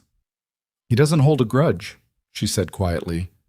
"No, they generally don't." He was quiet. That's probably a better quality than most people manage. She thought about Wade Harkins at the station platform, and the long reach of a grudge built before you'd done anything to earn it, and she said, "Some people do all right." He looked at her then directly, and she met it. "I was wrong about you," he said. "When you came to the gate, I had already decided what you were. You hired me anyway. But Pickett thought I was making a sympathy hire, He might have been right at that point. He paused. He was wrong about what came after. Pickett's adjusting, she said. It was both true and an act of generosity, and she meant it as both. Mercer almost smiled. It didn't quite complete itself, but it got close enough that she saw the shape of it, and she thought it was probably a smile that used to come more easily than it did now. He is, he agreed. Slowly. He pushed off the door frame. I'm going to talk to Bream about the spring arrangement, if you're still willing. I am. He nodded. He started to leave, then stopped. You've been here almost 4 months. I know. Do you... He stopped, started again differently. Are you planning to stay on? She looked at him steadily. Do you have a reason you'd want me not to? No. The word came fast and sure. No, I don't. Then yes, she said. I'm planning to stay. He left. Nightlock turned back to his hay with the philosophical indifference of a horse who had heard that and considered it resolved. She sat in the corner of the stall for a while longer, in the warm dark, with the snow starting again outside and the barn settled around her like something that had decided to include her in its account of itself. She thought about Harold Fenwick's 14 letters, and about what she'd been trying to build when she answered them, and she thought maybe what she'd been trying to build was just a place that was hers, and that the form it took in those letters was one form, and what she was sitting inside right now was another. She didn't know if it would hold. She didn't know if she would hold. That was the honest answer to the question he'd really been asking, and she knew that, and she thought he probably knew it too. But she was here. She was in the barn. The horse was warm and sound beside her, and outside the snow was coming down on the crosswind land, and she was the reason the horse was standing, and the reason the ranch's horse program had pulled itself out of the hole it had been sliding into, and nobody could take that from her regardless of what came after. She wasn't the failed mail-order bride anymore, at least not primarily. She wasn't entirely sure what she was, but it was something, and it was growing, and it was hers. The trouble, when it came for real, didn't announce itself. Croak had been in the background all these months, a constant low-grade interference, the misplaced equipment, the slow trough, the small disorders. And she'd been logging it quietly and saying nothing, and doing the work and letting it go. She'd believed partly that patience was going to outlast him, that eventually the evidence of the ranch's improvement would make his position untenable, and he'd either fall in line or he'd leave. And either way, the problem would resolve. She underestimated how seriously a man like Croak took being outlasted. She found out later from Tomas that it had started as talk, that Croak had been working on the other hands. Not all of them, not the ones who'd decided about her, but the ones still on the fence, the ones who'd come on in fall and didn't have the history of watching Nightlock recover and Cassidy come sound and Reuben walk out of that paddock on his own 4 feet. He'd been working on them the way a slow leak works. Not dramatic, just persistent, draining the water out of a vessel you thought was sealed. What he said, apparently, was variations on a theme, that she was here on Mercer's charity because the boss felt bad for a woman with nowhere to go, that the horse operations improvement was mostly Tomas and luck and would have happened anyway, that a woman managing men was an arrangement that never lasted, and that come spring Mercer would come to his senses. She didn't know any of this while it was happening.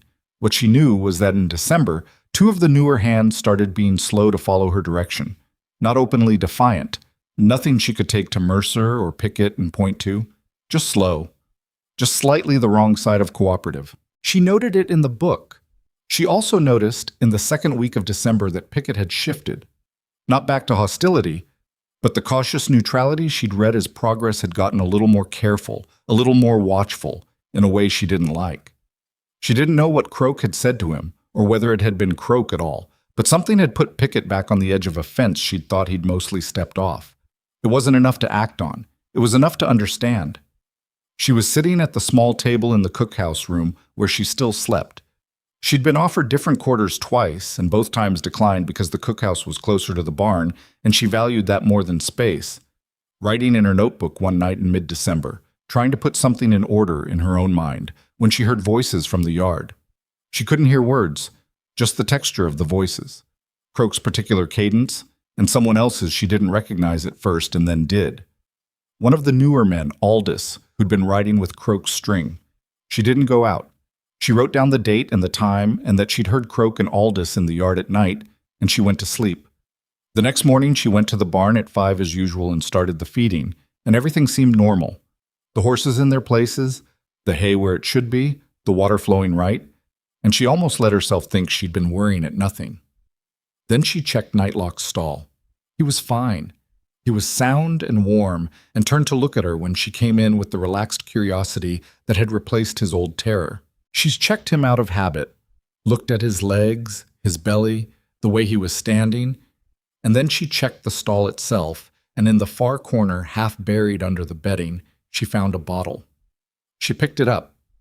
Glass, unlabeled, about a quarter full of something dark. She stood holding it for a long moment. Then she went and got Tomas. He smelled it before she had to ask. His face went careful in a way that told her he recognized it. "That's a purge," he said. "Strong one. Plant-based, but strong." He paused. "Colic trigger. If a horse that size—" "I know what it is," she said. They stood in the morning light with the barn quiet around them, and Nightlock watching them both with his dark, unguarded eyes. And she thought about the colic in September, and the hours on the ground, and Doc Greer, and the feeling of something resolving under her hand. And she thought about how close it had been then, when it was natural. This bottle hadn't been there yesterday. She was certain of that. She checked every stall every morning. She wrapped it in a cloth and put it in the inside pocket of her coat. Then she went to find Pickett. She found him at the main corral, and she told him plainly what she'd found and where, and she watched his face work through what that information meant. He didn't dismiss it. He also didn't say what he was going to do about it. "I'll look into it," he said. "Dell?" She rarely used his first name. "I need you to understand what I'm telling you. Someone put that in the stall. If he'd gotten into it—" "I understand what you're telling me." "Do you know who has access to that barn after 10 at night?" His jaw moved. "I said I'd look into it." She nodded. She went back to the barn. She thought about Mercer and whether to go directly to him, and she decided to give Pickett until evening. If he came back to her with something real, a name, an action, a consequence, then she would trust that the system had worked. If he came back with nothing, or with something that felt like nothing, then she would go to Mercer herself with the bottle and the notebook and everything in it. She spent the rest of the day doing the work, because the work was there and because it needed doing, and because the horses didn't know about any of this, and they needed their feed and their checking and their ordinary, reliable human presence regardless of what was happening in the background. Nightlock pushed his face into her shoulder while she was doing up his blanket for the night, and she stood for a moment and let him, one hand on the side of his neck. "I know," she said quietly. She went inside. Pickett came to her before supper. He stood in the cookhouse doorway with the particular expression of a man who had found out something he wished he hadn't needed to find out, and he said, "Croak was in the barn last night. Aldous saw him go in." She waited. "Aldous came to me this afternoon," he said. "On his own." Something moved in his face. "I don't know if it means what you think it means." "What else would it mean?" He didn't answer that. "I'm going to talk to Mercer tonight." "I'm coming with you," she said. A pause. Then, "Yes," he said. "You should." She took the bottle out of her coat pocket and looked at it one more time, and she thought that Croak had made the mistake that people who underestimate quiet women always make eventually. He'd given her something she could prove. Mercer's office was small, and the lamp on his desk threw a yellow circle that didn't reach the walls. And when Eliza and Pickett came in together, he looked at them both once and set down his pen. He understood from that single look that this was not a routine matter. "Sit down," he said. Pickett sat. Eliza didn't. She put the wrapped bottle on the desk in front of him and took her hand back and waited while he unwrapped it. He looked at it without touching it, then looked at her. "Where?" "Nightlock's stall, under the bedding in the far corner. This morning, 5 o'clock. He looked at Pickett. "Aldous saw Croak go into the barn last night," Pickett said. His voice was flat, the way a man's voice goes flat when he's angry, and controlling it. "He came to me this afternoon." Mercer looked at the bottle again. He picked it up, opened it, smelled it. His expression didn't change, but something behind his eyes did. "You know what this is," she said. It wasn't a question. "I know what it is." He set it back down. He was quiet for a moment that had a particular quality, not uncertainty, but the kind of stillness that precedes a decision already made. "Where's Croak now?" "Bunkhouse," Pickett said. "Far as I know." "Get him." Pickett left. Mercer looked at Eliza. "How long has this been going on?" he said. She thought about telling him about the notebook, the months of small sabotages, dated and recorded, and she decided against it for now. Not because it wasn't relevant, but because the bottle was clean and specific, and the rest of it would muddy the water in ways that might let Croak turn this into a dispute about tone and fairness rather than about the fact of what he'd done. "He's been making friction since September," she said. "Small things. Nothing I could prove." She paused. "This I can prove." He looked at her steadily. "Why didn't you come to me in September?" "Because I didn't have anything concrete, and because I wasn't sure." She stopped. "Sure of what?" She held his gaze. "Sure that you'd take my word over his." The room was quiet. He looked at her long enough that she felt the weight of it, and then he looked back at the bottle. "That was a fair doubt to have," he said quietly, "given September." She didn't respond to that. There wasn't anything useful to say to it. Croak came in a few minutes later with Pickett behind him, and he walked into the office like a man who'd been in trouble before and knew the architecture of it. He looked at Eliza first, then at the bottle on the desk, and his face went through two things rapidly: recognition, and then the decision to perform something other than recognition. "What's this about?" he said. He directed it at Mercer. "I'll ask the questions," Mercer said. "Where were you last night after 10? "Bunkhouse." "Aldous says you went to the barn." "A beat." "I checked on a horse." "My business." "Which horse?" "The gray. She's been off her—" "The gray is in the south paddock," Eliza said. "Not the main barn." Croak looked at her. It was a particular kind of look. Not surprised exactly, but the look a man gives something he's underestimated and is now recalibrating. "I might have walked through," he said. "Through Nightlock's stall?" Mercer said. "I don't recall being in Nightlock's stall." Mercer turned the bottle and pushed it toward the edge of the desk, closer to Croak. "Doc Greer will be able to tell me what this is and what it would do to a horse Nightlock's size. You want to tell me your version before I ask him, or after?" The room held. Croak looked at the bottle. He looked at Mercer. He looked at Pickett, who gave him nothing, and at Eliza, who gave him less than that. Something moved through him. She could see it, the calculation, the angles, and she watched him make the decision that men like him sometimes make, which was to go forward instead of stepping back. "You brought that bottle in yourself," he said. He was looking at her. "You put it there and you're telling him I did it." She'd expected something like this. She felt it land on her, and she let it land without reacting, which was itself a kind of answer. "Why would I do that?" she said. "To get rid of me. You've been wanting me gone since September." He turned to Mercer. "She came here with nothing. She worked her way into a position she's not qualified for, and now she's working to take out anyone who doesn't agree with how she got it." Mercer said nothing. Croak pressed. "You've got one woman's word against mine. I've worked this ranch 6 years. You know my work. You know my record." He paused. "You don't know hers." "I know her work," Mercer said. "Her horse work. That's not the same as knowing her character." The room went very quiet. Eliza had the notebook in her coat pocket. She'd put it there when she and Pickett were coming over, an instinct she hadn't consciously thought through. And she thought about taking it out, and she decided not to. Not because it wouldn't help, but because she wanted to see what Mercer did with what he had already. She watched his face. What she saw there was not simple. He was looking at Croak with the expression of a man doing arithmetic on something he didn't fully want to add up. 6 years was 6 years. Croak wasn't wrong that she'd been here 5 months. She watched Mercer weigh those things, and she felt, for the first time in a long time, the particular cold clarity of not knowing which way something was going to fall. "Dell," Mercer said. "Aldous, What exactly did he tell you? Pickett was precise about it.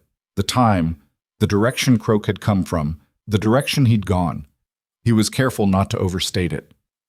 Croak said, "That's one young hand who's been here 2 months, saying he saw me walk past a barn."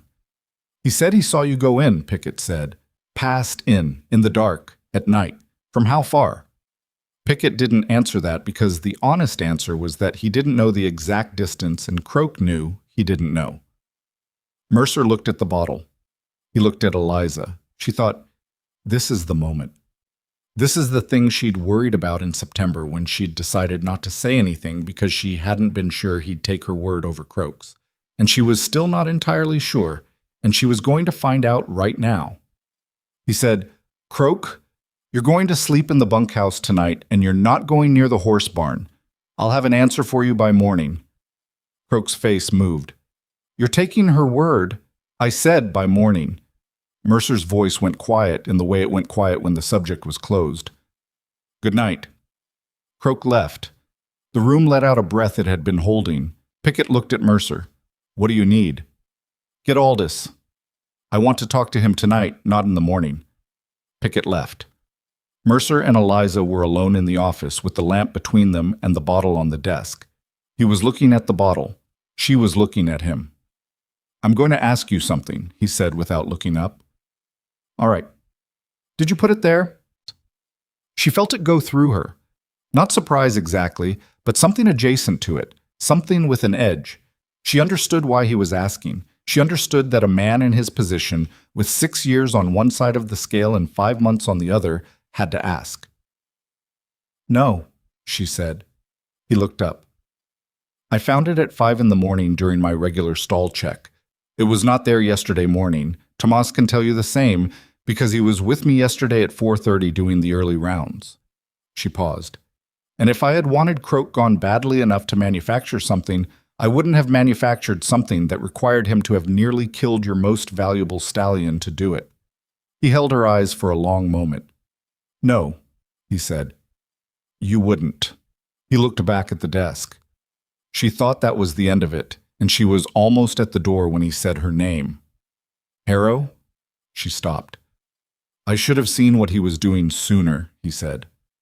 "That's on me." She didn't tell him it was fine because it wasn't entirely fine, and they both knew it, and she wasn't going to paper over it for the sake of the moment. "See it now," she said, and left. Aldous was 19 years old and sitting on the edge of Mercer's desk chair when Pickett brought him in, and he looked like a man who had done the right thing and was not entirely sure the right thing was going to end well for him. Mercer talked to him for 30 minutes. She wasn't there for it, but Tomas told her afterward what had come out of it. Aldous had seen Croak go into the main barn at 10:30. He'd been on his way back from the outhouse, and he'd seen the lamp moving inside. He'd thought it was strange because none of the horses on Croak's string were in the main barn. He'd watched from the yard for a few minutes and then gone to bed, and in the morning, after the news about the bottle, he'd understood what he'd seen. He'd also told Mercer that Croak had been talking against Eliza for months. He named what had been said and to whom, and Mercer listened to all of it without interrupting. Tomas told her this in the barn the next morning, in the hour before Croak was called to the main house. She listened to it without comment and kept doing what she'd been doing, which was checking the yearlings, moving through the stalls in the order she always moved through them. "How do you feel?" Tomas said. "Like, I want to hear what Mercer does before I feel anything," she said. "That's practical." "It's necessary." He was quiet for a moment. "Ben thinks Mercer will fire him." "What do you think?" Tomas picked up a brush and started on the yearling's flank. "I think Mercer's been loyal to Croak because Croak was here when his wife died and stayed on and held the ranch together that first winter. There's a debt there." He paused. "But I also think Mercer knows what that bottle means." She finished checking the yearling's feet and moved to the next stall. "Either way," she said, "I need to know where I stand." "What do you mean?" "If Mercer decides the debt outweighs the evidence, I need to know that clearly, not to argue with it." She lifted a hoof and looked at the sole. "To know whether I'm staying or going." Tomas stopped brushing. "You'd leave." "I'd have to, wouldn't I?" She set the foot down. I can't manage a horse operation if the man responsible for trying to poison the primary stud is still here and understood to be above consequences. He didn't say anything for a moment. Then, I'd come with you. She looked at him.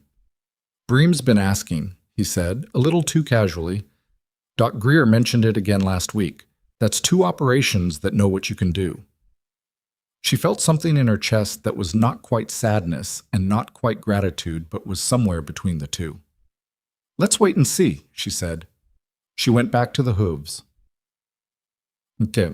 Croak went into the main house at 8 in the morning and came out an hour later. She didn't watch it happen. She was in the round pen working a young gelding, and she kept working the gelding, and she heard the sound of a door, and then voices she couldn't make out, and then nothing. Tomas appeared at the gate of the round pen at 9:15. His face told her before he said it. He's gone, Tomas said. Mercer paid him out. Told him to clear his things by noon. She brought the gelding down to a walk. How did Croak take it? She said. Quiet. That was the strange part. Tomas leaned on the gate. Just quiet. Took his pay and nodded and went to the bunkhouse. He paused. Which is almost worse than if he'd argued. She knew what he meant. A man who argues is done with it. A man who goes quiet is putting something away to deal with later, and later was an uncertain thing. Did Mercer say anything about me? She said. She heard how it sounded and didn't try to make it sound different. He told the hands at breakfast, Thomas said. Directly. That Croak had been removed for cause, and that the cause was related to an attempt to damage Crosswind's horse operation. He said it in front of everyone. And then he said that the horse operation was in Eliza Harrow's hands and that anyone who had a problem with that could take it up with him personally. She breathed. She hadn't realized until the breath went out how much she'd been holding. Aldous, she said. Mercer didn't say anything against him. He's staying on. She nodded. The young gelding nudged her arm, wanting to be done, and she stroked his nose without thinking about it. Okay, she said. Okay? Okay. She opened the gate. Help me cool him down. Mercer found her in the barn that afternoon. She knew it was him by the particular sound of his step, which she'd learned without meaning to over these months. A deliberate walk with a slight unevenness from an old knee injury she'd noticed him favor in cold weather. He came down the barn aisle and stopped at Nightlock's stall, which was where she was, and he looked at the horse for a moment. He's good, he said. He's good. She checked the water bucket. He doesn't know anything about last night, which is probably the best thing. Probably. He leaned on the stall door. I owe you an apology. You said that last night, more or less. I said I should have seen it sooner. That's not the same as an apology. He paused. I let him run long because I thought I owed him loyalty and because... He stopped, restarted. Because I wasn't watching carefully enough. I was watching you instead of watching what was happening around you, which was the wrong kind of watching. She considered that. Why were you watching me? He looked at her. He didn't look away. You know why. She did know.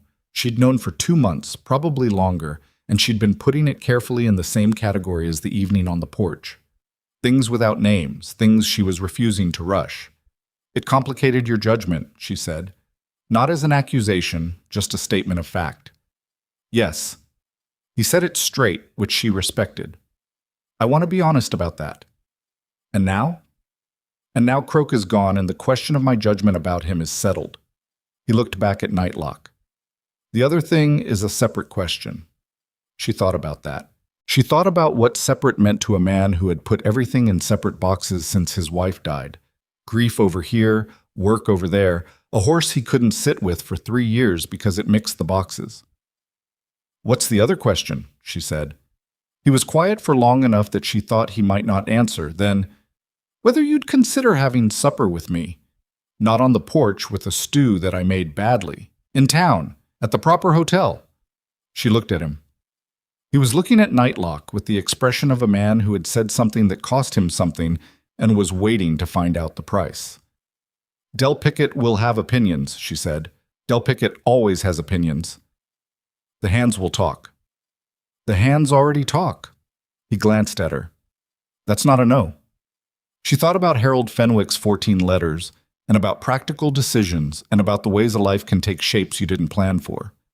She thought about a woman named Clara who picked a too-wild colt, and about how that colt was standing 3 feet away from her, warm and sound, because she had sat with him in the dark and refused to leave. "Saturday," she said. "I need Friday for the mares." He almost smiled. It completed itself this time, briefly. "Saturday." He left. Nightlock watched him go and then turned to look at Eliza with the large, unhurried attention of a horse who had decided she was the more interesting fixture. "Don't start," she said to him. He went back to his hay. Saturday arrived with the sky that couldn't decide between clouds and blue and landed on something in between, and she wore the dress that had spilled into the dust on the day she arrived. She'd cleaned and mended it with the small kit she kept in her trunk, because she'd been raised to take care of things, and because she wasn't sentimental about it in the way you'd expect. It was just a good dress. Mercer had a wagon and a clean coat, and he was waiting at the main house at noon as arranged, and he didn't say anything about the dress, which was correct, because saying something would have made it into a thing, and it was better not to make it into a thing. They drove to Black Creek. The road was 5 miles in the other direction from the way she'd walked to the ranch the first morning, and the landscape was different in December, wide and spare, the color drained out of everything by the winter light, the hills in the distance a gray blue that was almost beautiful if you looked at it straight. He didn't talk much on the ride, which she'd expected. He was not a man who filled silence with noise, and she didn't need him to be.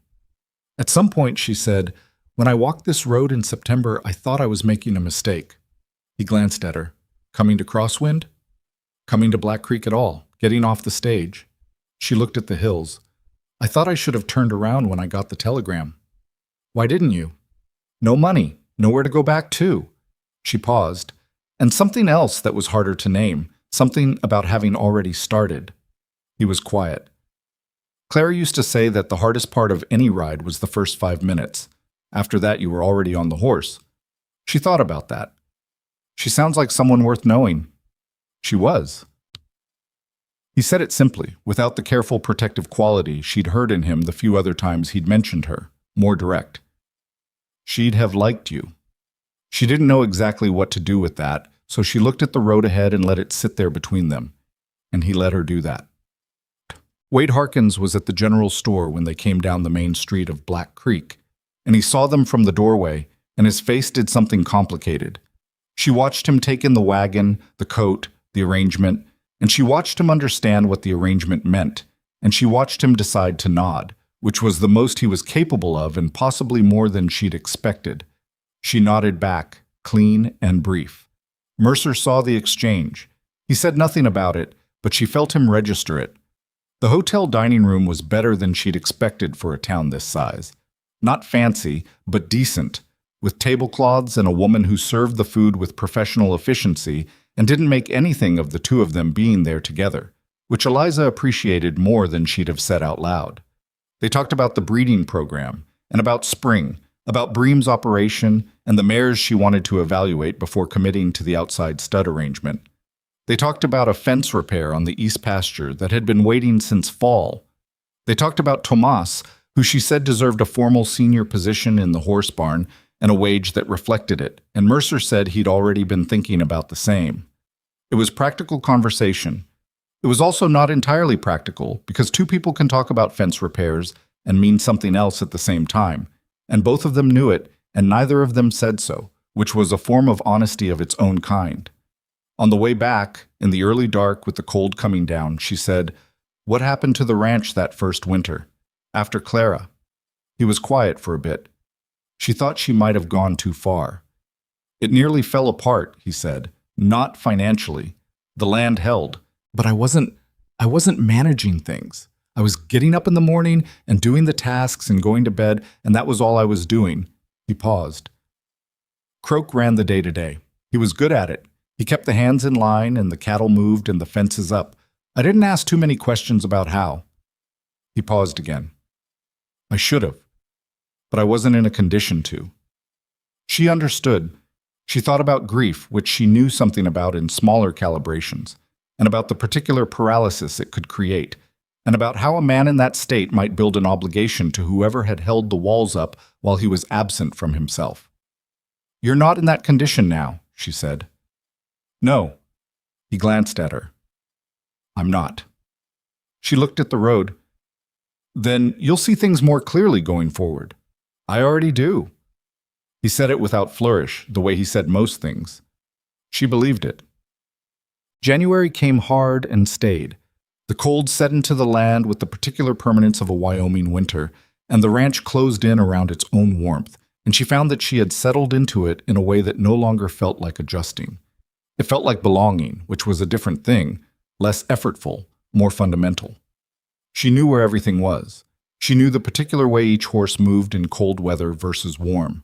She knew which hands were reliable in the dark before dawn and which ones needed the light to function properly. She knew the sound of the pump, the draft from the east wall of the barn, the way the snow came off the roof in sheets when the temperature rose 2 degrees above the January baseline. She knew the sound of Mercer's step on the barn aisle floor. He came more often now. They had supper together on Saturdays, which had become a thing without anyone formally deciding it was a thing. On Wednesdays, he sometimes came to the barn in the evening, and they stood at Nightlock's stall or walked the outside fence and talked about the operation and sometimes about other things. Pickett had stopped pretending not to notice, which she read as its own form of acceptance. She was careful, though, careful in the way you're careful when something matters enough to be worth being careful about. She didn't let the Wednesday evenings or the Saturday suppers blur the line of what she was at Crosswind, which was the person responsible for the horses. She was that first, and she stayed that first. It was partly professional discipline and partly instinct, and partly the understanding that if you built something solid on its own foundations first, it held better when other weight was added to it. Mercer seemed to understand this, which was one of the things about him that she'd come to trust. She'd come to trust several things about him, gradually, and without making a ceremony of it. He kept his word. He was consistent in a way that was rarer than it should be. He was capable of admitting when he'd been wrong, which he hadn't been certain of until the night with the bottle, and he'd stood in his office and said, "That's on me." He loved the ranch not with the arrogance of ownership, but with the attention of a man who understood that land was something you were in relationship with rather than something you possessed. And he had loved Clara, and he was honest about having loved Clara, which she thought said more about his character than almost anything else. She didn't know what any of this was becoming.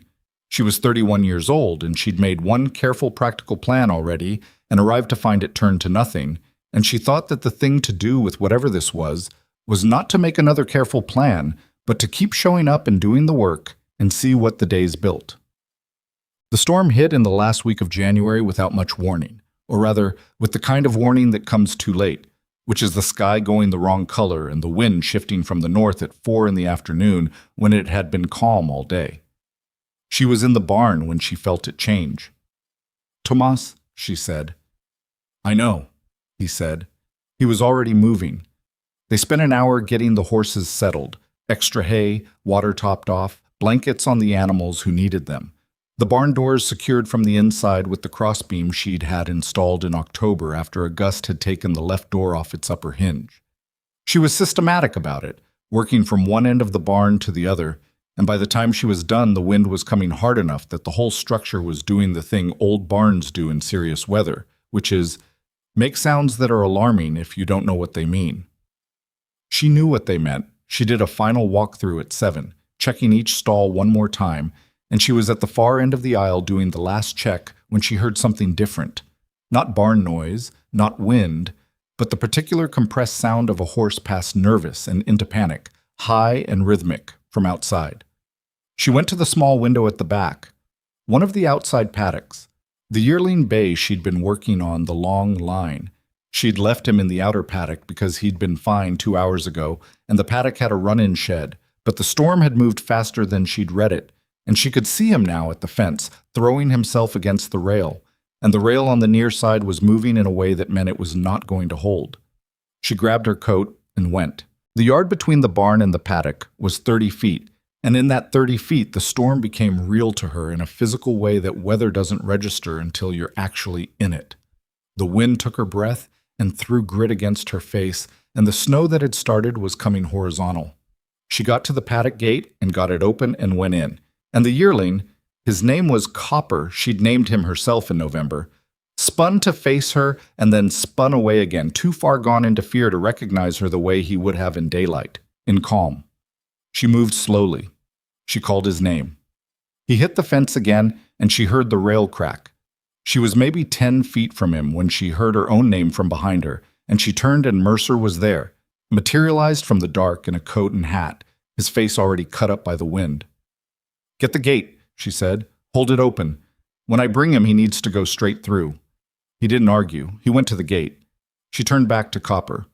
What happened in the next few minutes was not clean or controlled. The yearling charged twice, not at her, but around her, in the trapped pattern of a horse that doesn't know where safe is. And she stayed with him, moving when he moved, keeping herself in his sight without blocking his movement, talking in the low, steady voice that wasn't words, but was consistent enough to be a thread back to something safer than where he was. His nostrils were red wide and his breath came out in clouds, and she felt the near miss of one pass where his shoulder missed her by less than she'd have liked. And then there was a moment where he stopped. Just a second. Just the pause between one frantic movement and the next. And she was close enough, and he recognized her voice in that pause, and she got her hand on his halter. He nearly pulled her off her feet when he moved again, but she had him and she kept him, and she talked him toward the gate. And he went through it in a rush with Mercer pulling the gate wide. And then he was in the barn aisle, and she followed him in, and Tomas had his stall open already, and Copper went into it, and the stall door closed and the barn went quiet around the storm. She stood in the aisle with her hands on her knees, breathing. Mercer was behind her. She heard him come in. She straightened up and turned around.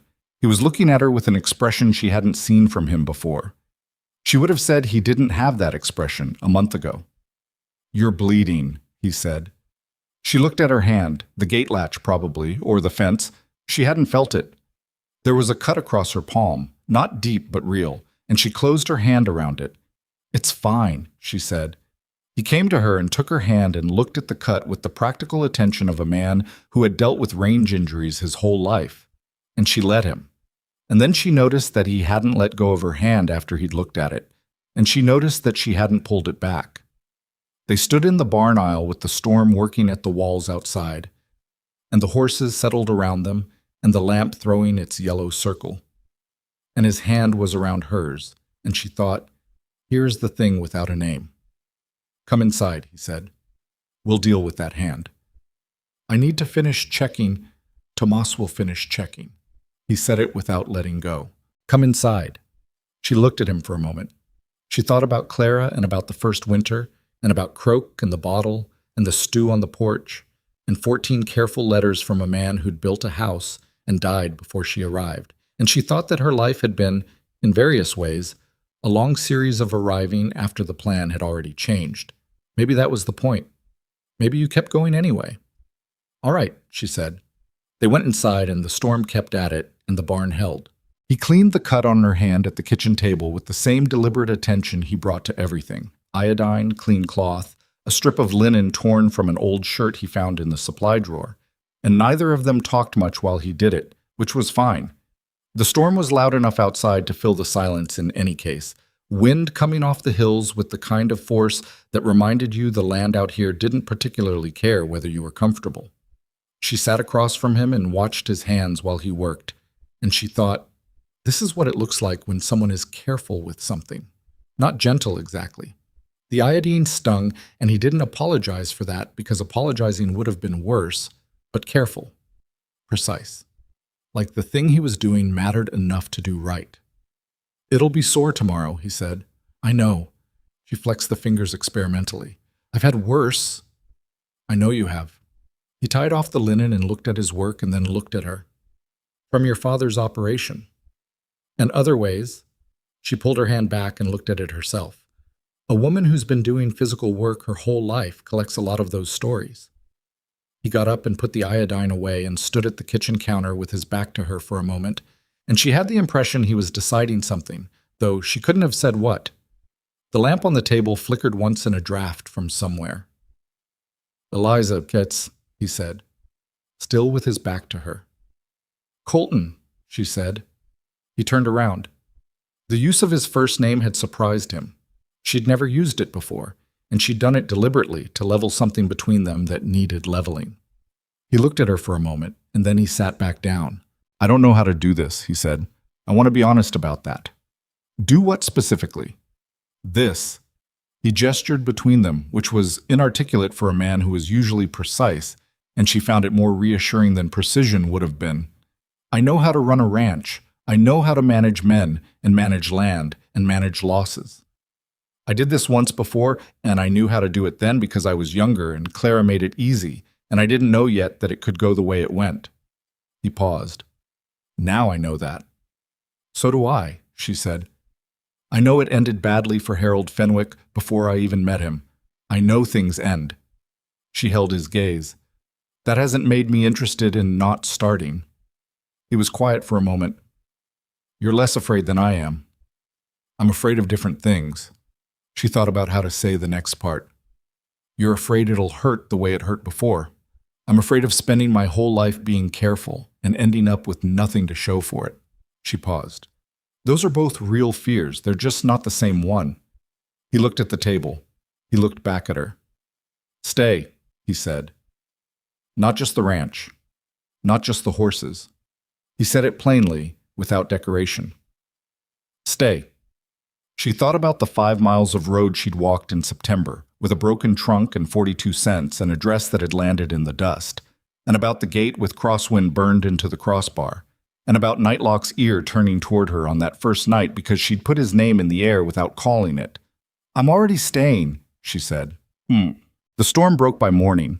It left behind the particular stillness that follows hard weather, the world reset and white and quiet.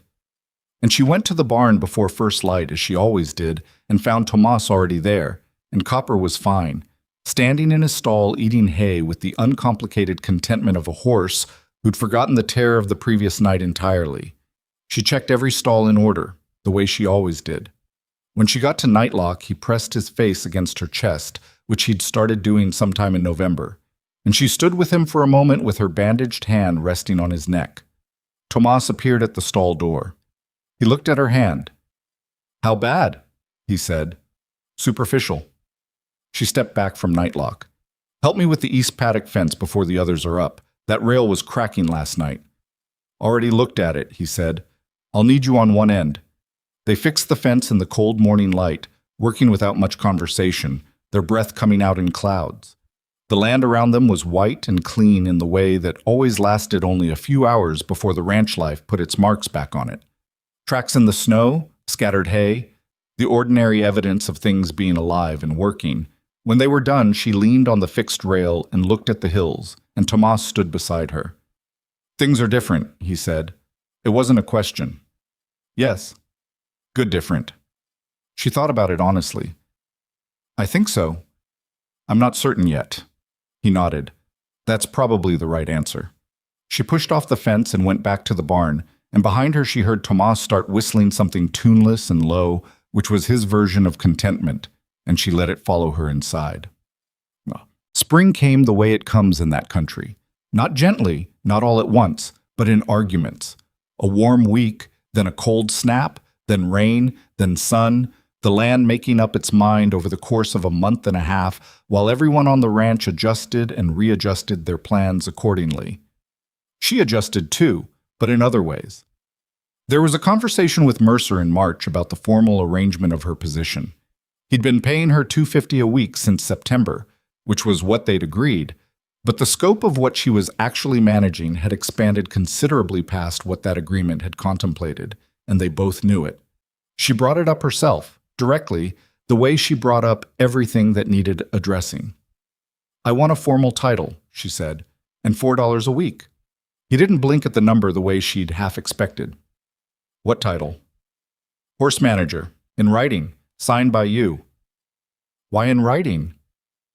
"Because I earned it in practice and I want it in record, so that if anything changes," she paused, choosing the words, "so that what I've built here is documented as mine, not mine to take with me, mine as the person who built it." He understood immediately what she meant, and she saw something in him respond to the fact that she'd said it out loud instead of leaving it implied. He wasn't offended. He looked, if anything, like the directness was a relief. $4, he said. And the title. And I want you to start keeping a formal record of the breeding program. Documented bloodlines, outcomes, health notes.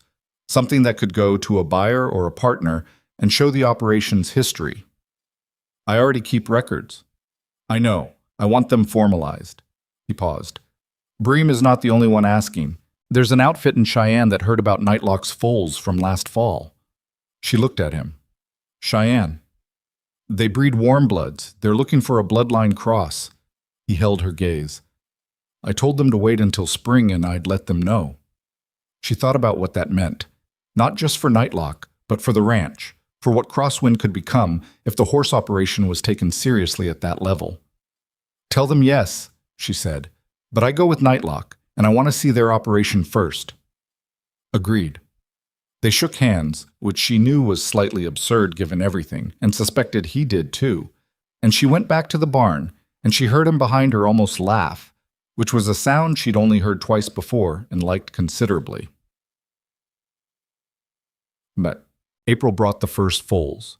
3 of them, across 2 weeks, and each one was its own particular emergency. Not because anything went wrong, but because something new arriving in the world is always an emergency of a sort.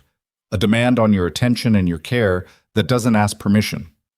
The first was a filly from Dora, Nightlock's original stud mare.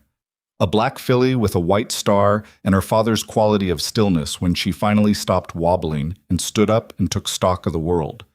She stood there in the stall with the hay and the lamp and looked at Eliza with the dark-eyed calm of an animal that had no history yet, and Eliza felt something move in her chest that she didn't try to name. Tomas named the filly. He called her February because he said she'd been conceived in February and he liked the idea of naming things after their beginnings. She thought that was the best naming logic she'd ever heard. The other 2 foals were colts, good-sized, one from Cassidy, who had come so far from the lame, neglected mare of last September that Eliza sometimes stopped and registered the distance with something like disbelief. And one from the third of the outside mares. Both were healthy, both were sound, both were going to be something in 2 or 3 years if they were handled right. Aldous Bream came to see them in late April and stood in the yard looking at February moving in the paddock and didn't say anything for a long time. That's Nightlock's blood, he said finally. It is, Eliza said, and you're handling. Mine and Tomas's. He looked at her. He was a no-nonsense man, 50s, with the kind of face that didn't do compliments easily. Whatever Mercer's paying you, he said, it's not enough. She thought about the formal title and the $4 a week and the signed paper in her coat. He knows that, she said. We're working on it. Bream bought Cassidy's colt. He paid more than the asking price, which Mercer told her later with the expression of someone still mildly surprised by it. He didn't even negotiate, Mercer said. He knew what the colt was worth, she said. He's not going to undercut himself by negotiating down. You might be right. I'm usually right about that kind of thing. She said it without arrogance, just as a statement of what several months of outcomes had demonstrated. He looked at her. Yes, he said. You are. The trip to Cheyenne happened in May. She went with Mercer and Tomas, which was not how it had been originally planned. Originally, Thomas was going to stay and manage the barn, but she'd asked Mercer if Thomas could come and he'd arranged it, because Thomas deserved to see an operation of that size, and because she'd said so and he'd heard her.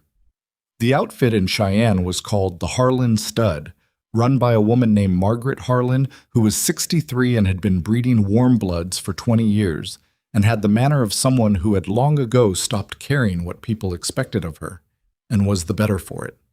She met them at the gate of her operation, and shook hands all around without ceremony, and looked at Nightlock with the practiced eyes of someone reading a language she'd spent a long time learning.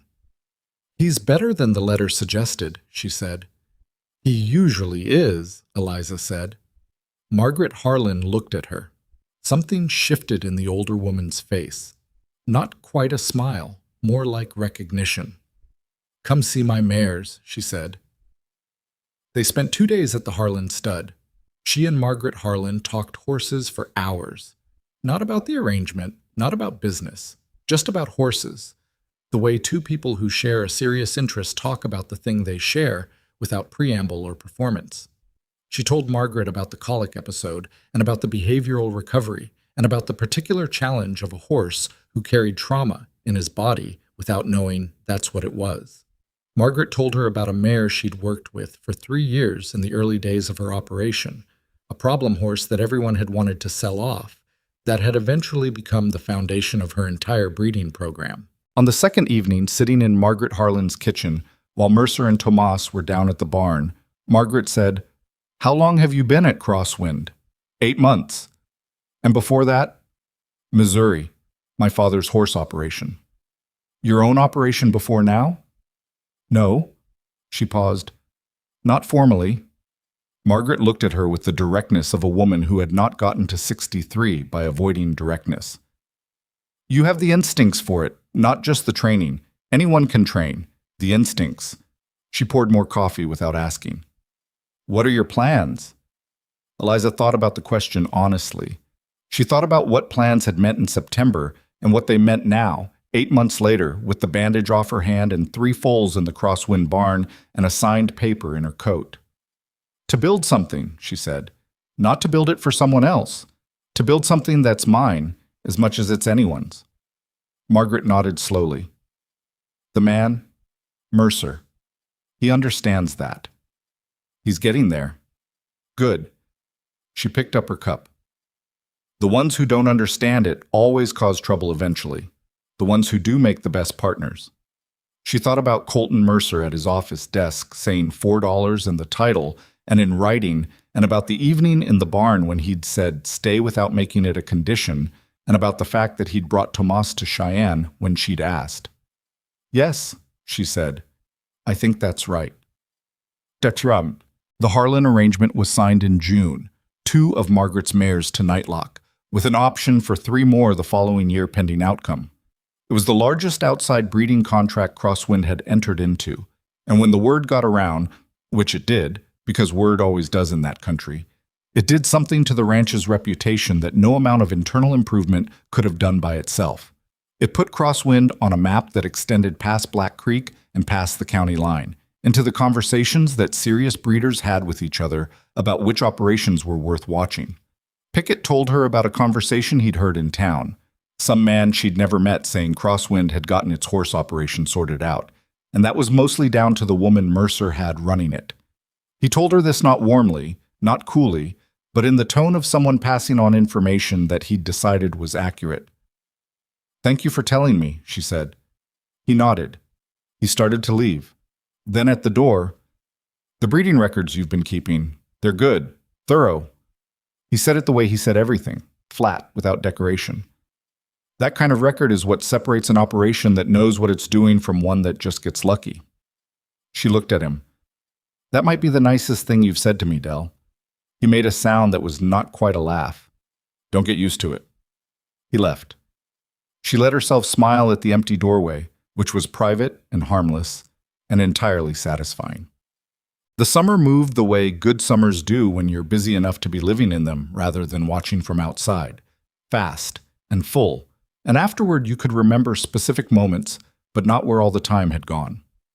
July brought 2 more outside breeding requests, and a visit from a rancher in Colorado who'd heard about Nightlock from Bream, who by now had become a kind of unofficial spokesman for Crosswind's horse operation in conversations she wasn't part of.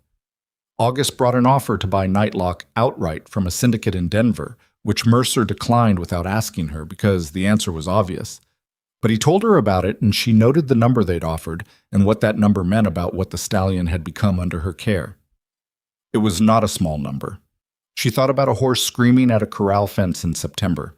She thought about the hours on the ground in the dirt during the colic. She thought about Tomas saying he lets you touch his face, said in the same wondering tone that people use for things they've watched happen slowly and are still surprised by. She thought about all of it, and she thought, this is what patience actually costs. Not the waiting itself, but the sustained attention during the waiting. The refusal to force a thing before it's ready. Most people could wait if waiting meant nothing. It was the active waiting, the showing up everyday waiting, that cost something real, and that most people couldn't do, and that she'd been doing her whole life without being sure it was worth it. She knew now that it was worth it. Not because everything had worked out cleanly. It hadn't. Croak was gone, but he'd left a mark on some of the hands that didn't wash off entirely. Pickett was better, but he'd never be easy. Mercer was a man doing his genuine best with a grief he'd carried for 3 years, and that didn't simply dissolve because the circumstances around it had changed. She was a woman who had arrived in this territory with a broken trunk and 42 cents and had built something real. And that reality coexisted with the fact that she still woke some mornings and thought about Harold Fenwick's 14 careful letters and felt the weight of what hadn't happened. Life accumulated things. That was the truth of it. You didn't get a clean slate. You got the same slate with different writing on it, and the old writing was still there underneath if you looked. What you could do was keep adding to it, keep making the next mark yours. She was in the barn on an evening in late August, doing the last round before dark, when Mercer came in and stood at the end of the aisle with his hat in his hands, and something about the way he was standing told her this was not a routine visit. She finished checking the last water bucket and turned to face him.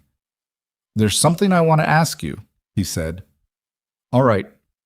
He was quiet for a moment, and she saw in him the same thing she'd seen in his kitchen in January. A man doing something that cost him something, not because it was the wrong thing, but because the right things cost too, and he knew that now in a way that his younger self hadn't had to. "I want you to have a formal stake in the horse operation," he said. "Not just the management, a share in it. A third of the breeding income from the horses you've developed, Nightlock's stud fees, the foal's sale prices." He paused. "In writing, signed." She looked at him. "Why?" "Because you built it." He said it directly, holding her eyes. "Because I watched you build it from the first week, and I know what it was before you came and what it is now, and I know the difference is you." He paused. "And because I don't want you to ever be in the position of having built something and having to wonder if it's yours." She thought about what he'd said in January. Stay, not just the ranch, and about the signed paper with horse manager on it, and about the fact that he'd remembered, all these months later, what she'd said about wanting what she'd built to be documented as hers. That was the thing about Colton Mercer that had taken the longest to trust, and that she trusted most completely by now. He remembered. He paid the kind of attention that turned into understanding, and then he acted on what he understood. "A third is more than fair," she said. "I know it is." He almost smiled. "I'm not negotiating." She looked at him for a long moment. The barn was quiet around them, the horses settled and still, the light going gold outside through the gaps in the wall boards. "There's something I want to ask you too," she said. He waited. "What happens to this arrangement if things between us change, in whatever direction?" She held his gaze. "I want to know that the business is separate from the personal, that what I've built here survives whatever the people part of this does or doesn't become." It was a hard question, and she'd asked it straight, and she watched him take it straight, without flinching. "The written agreement stands regardless," he said. "That's why I want it in writing, because a handshake between two people depends on both of them being reliable. And I can only speak for myself, and I'm aware that you learned that lesson the hard way once already." Harold Fenwick had not been unreliable. He had simply died. But she understood what Mercer was saying, which was that he wanted the arrangement to be larger than the two of them, more durable than anything personal, because he understood that she needed it to be. "Then yes," she said. "I'll take the stake." He put his hat back on. She thought that was the end of it, and turned back to the horses. And then she heard him say quieter, "I'd like it if you moved into the main house." She turned around. "There's a second bedroom," he said, and his face was doing something complicated and not entirely comfortable, which she read as honest. "That can be its own arrangement, separate from everything else.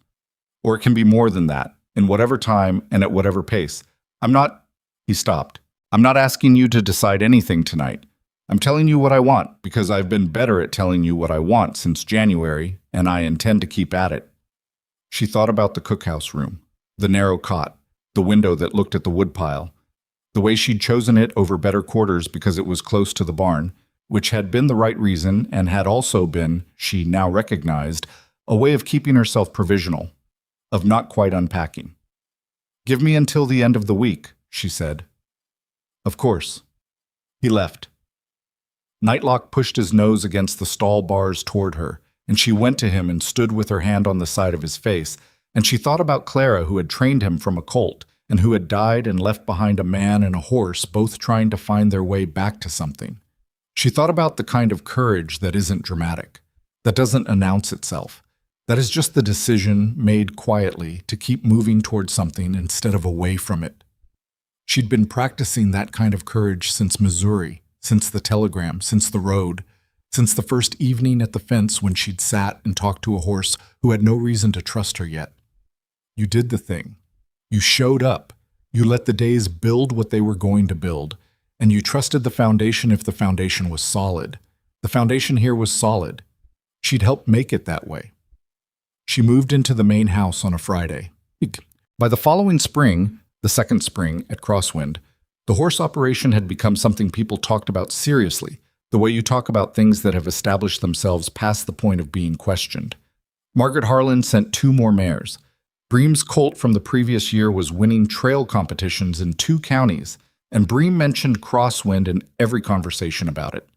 The Cheyenne syndicate that had tried to buy Nightlock outright sent an inquiry about a long-term breeding arrangement that she and Mercer sat down together and negotiated, her doing most of the talking because she understood what they wanted and what it was worth, and Mercer having learned to trust that she did. Tomas had his formal title and a wage that reflected it, and he'd taken on 2 young hands under him who were learning from him the way he'd learned from her, by watching and doing and asking the right questions, which is the only way the knowledge transfers when the knowledge is the kind that lives in your hands and your eyes and not in books. Fenn was still there. He'd grown in the year and a half she'd known him, from a quiet boy into a quiet man, which was a development that suited him, and he had the best eye for hoof issues of anyone on the ranch, which she'd told him directly and which had produced in him the particular satisfaction of being told something true about yourself. Pickett remained Pickett. She had made her peace with that. He was reliable, and he was fair, and he had never, after Croak's removal, done anything to undermine her position, and that was more than she'd expected from him when she arrived. And it was enough. Aldous was still there, too. He'd asked her once, in the winter, if she thought less of him for not coming forward about Croak sooner. She told him honestly that she understood why he'd waited, and that when he did come forward, he'd done the harder thing of the 2 available things, and that mattered more than the timing. He'd looked at her like he'd needed someone to say that for a while. She thought about that, about the things people carry around because nobody gave them the right words at the right time, about how it costs so little to give those words, and how rarely people manage it anyway. On a morning in April, nearly a year and a half after she'd walked 5 miles of dirt road with a broken trunk, she stood at the main corral fence and watched February move. The filly was 18 months old, and she was something. Long-legged and clean-moving and still carrying her father's quality of stillness when she stopped. That same attentive calm that had made Nightlock worth saving. She wasn't ready for anything yet. She needed more months of groundwork and then more months past that before she'd tell you what she actually was under saddle. But you could see it coming, if you knew what to look at. Mercer came to stand beside her at the fence. They stood there together and watched the filly move around the corral, and the morning was cold and clear, and the hills in the distance had snow on the top still, the kind that doesn't melt until May. "Bream's gonna want her," he said. "Bream can want her for 2 more years minimum," she said. He looked at her.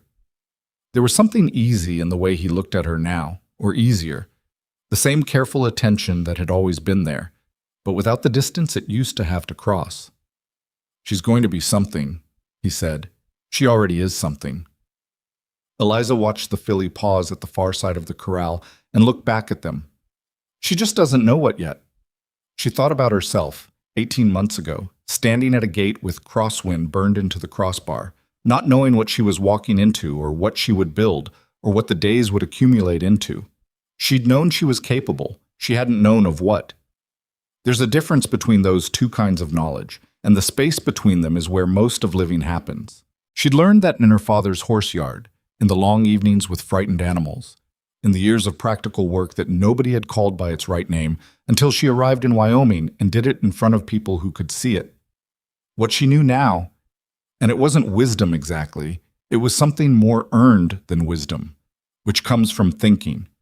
What she knew now was this: The world is full of people who decide about you before you open your mouth, before you step off the stage, before you walk 5 miles in September to a gate at the edge of someone else's land. The world will decide about you, and it will tell you what you're worth in the form of doors that close, and jobs that won't materialize, and rooms that aren't available, and trunks shoved into the mud. And you have a choice about what to do with that. You can let it tell you what you are, or you can walk to the next gate and ask to speak to whoever's in charge and tell the truth about what you know. She had told the truth. She had shown up every morning and done the work and told the truth about what she knew, and she had been wrong sometimes, and she had been unsure more often than she'd let anyone see, and none of it had been smooth, and the smoothness wouldn't have been worth having if it had been. What she had instead was this: a barn full of horses that moved better than they had, a stallion who pressed his face against her chest on cold mornings, a filly named February learning the world from inside a corral on crosswind land, a signed paper, a formal stake, a man standing beside her at a fence who had learned, as she had learned, that the willingness to stay in something, to keep showing up even after it hurt, especially after it hurt, was not a small thing. It was, in fact, the whole thing. The filly crossed the corral toward them, curious, coming to investigate the two figures at the fence the way young horses investigate everything they haven't decided about yet. She stretched her nose over the top rail, and Eliza put her hand out and let her smell it, and the filly's breath came out warm against her palm. "Hello," she said quietly. "You don't know what you are yet. That's fine. You've got time." Beside her, Colton Mercer was quiet. His shoulder was close to hers at the fence, and the morning was clear and cold, and somewhere behind them in the barn, Nightlock moved and was still. The land went out in every direction around them, wide and spare and indifferent in the way it had always been. It didn't care what you did with it. It didn't care who you were when you arrived. What you did with that indifference was the only question that had ever mattered. She had answered it. She was still answering it. She thought that was probably how it worked.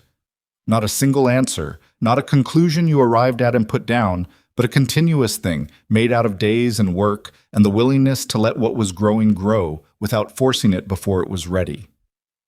The filly lifted her head and looked at the hills. Eliza looked at them too. They were the same hills she'd seen from the road that first morning, gray-blue and distant and indifferent. They looked different from here. From inside the gate, they looked, she thought, like hers.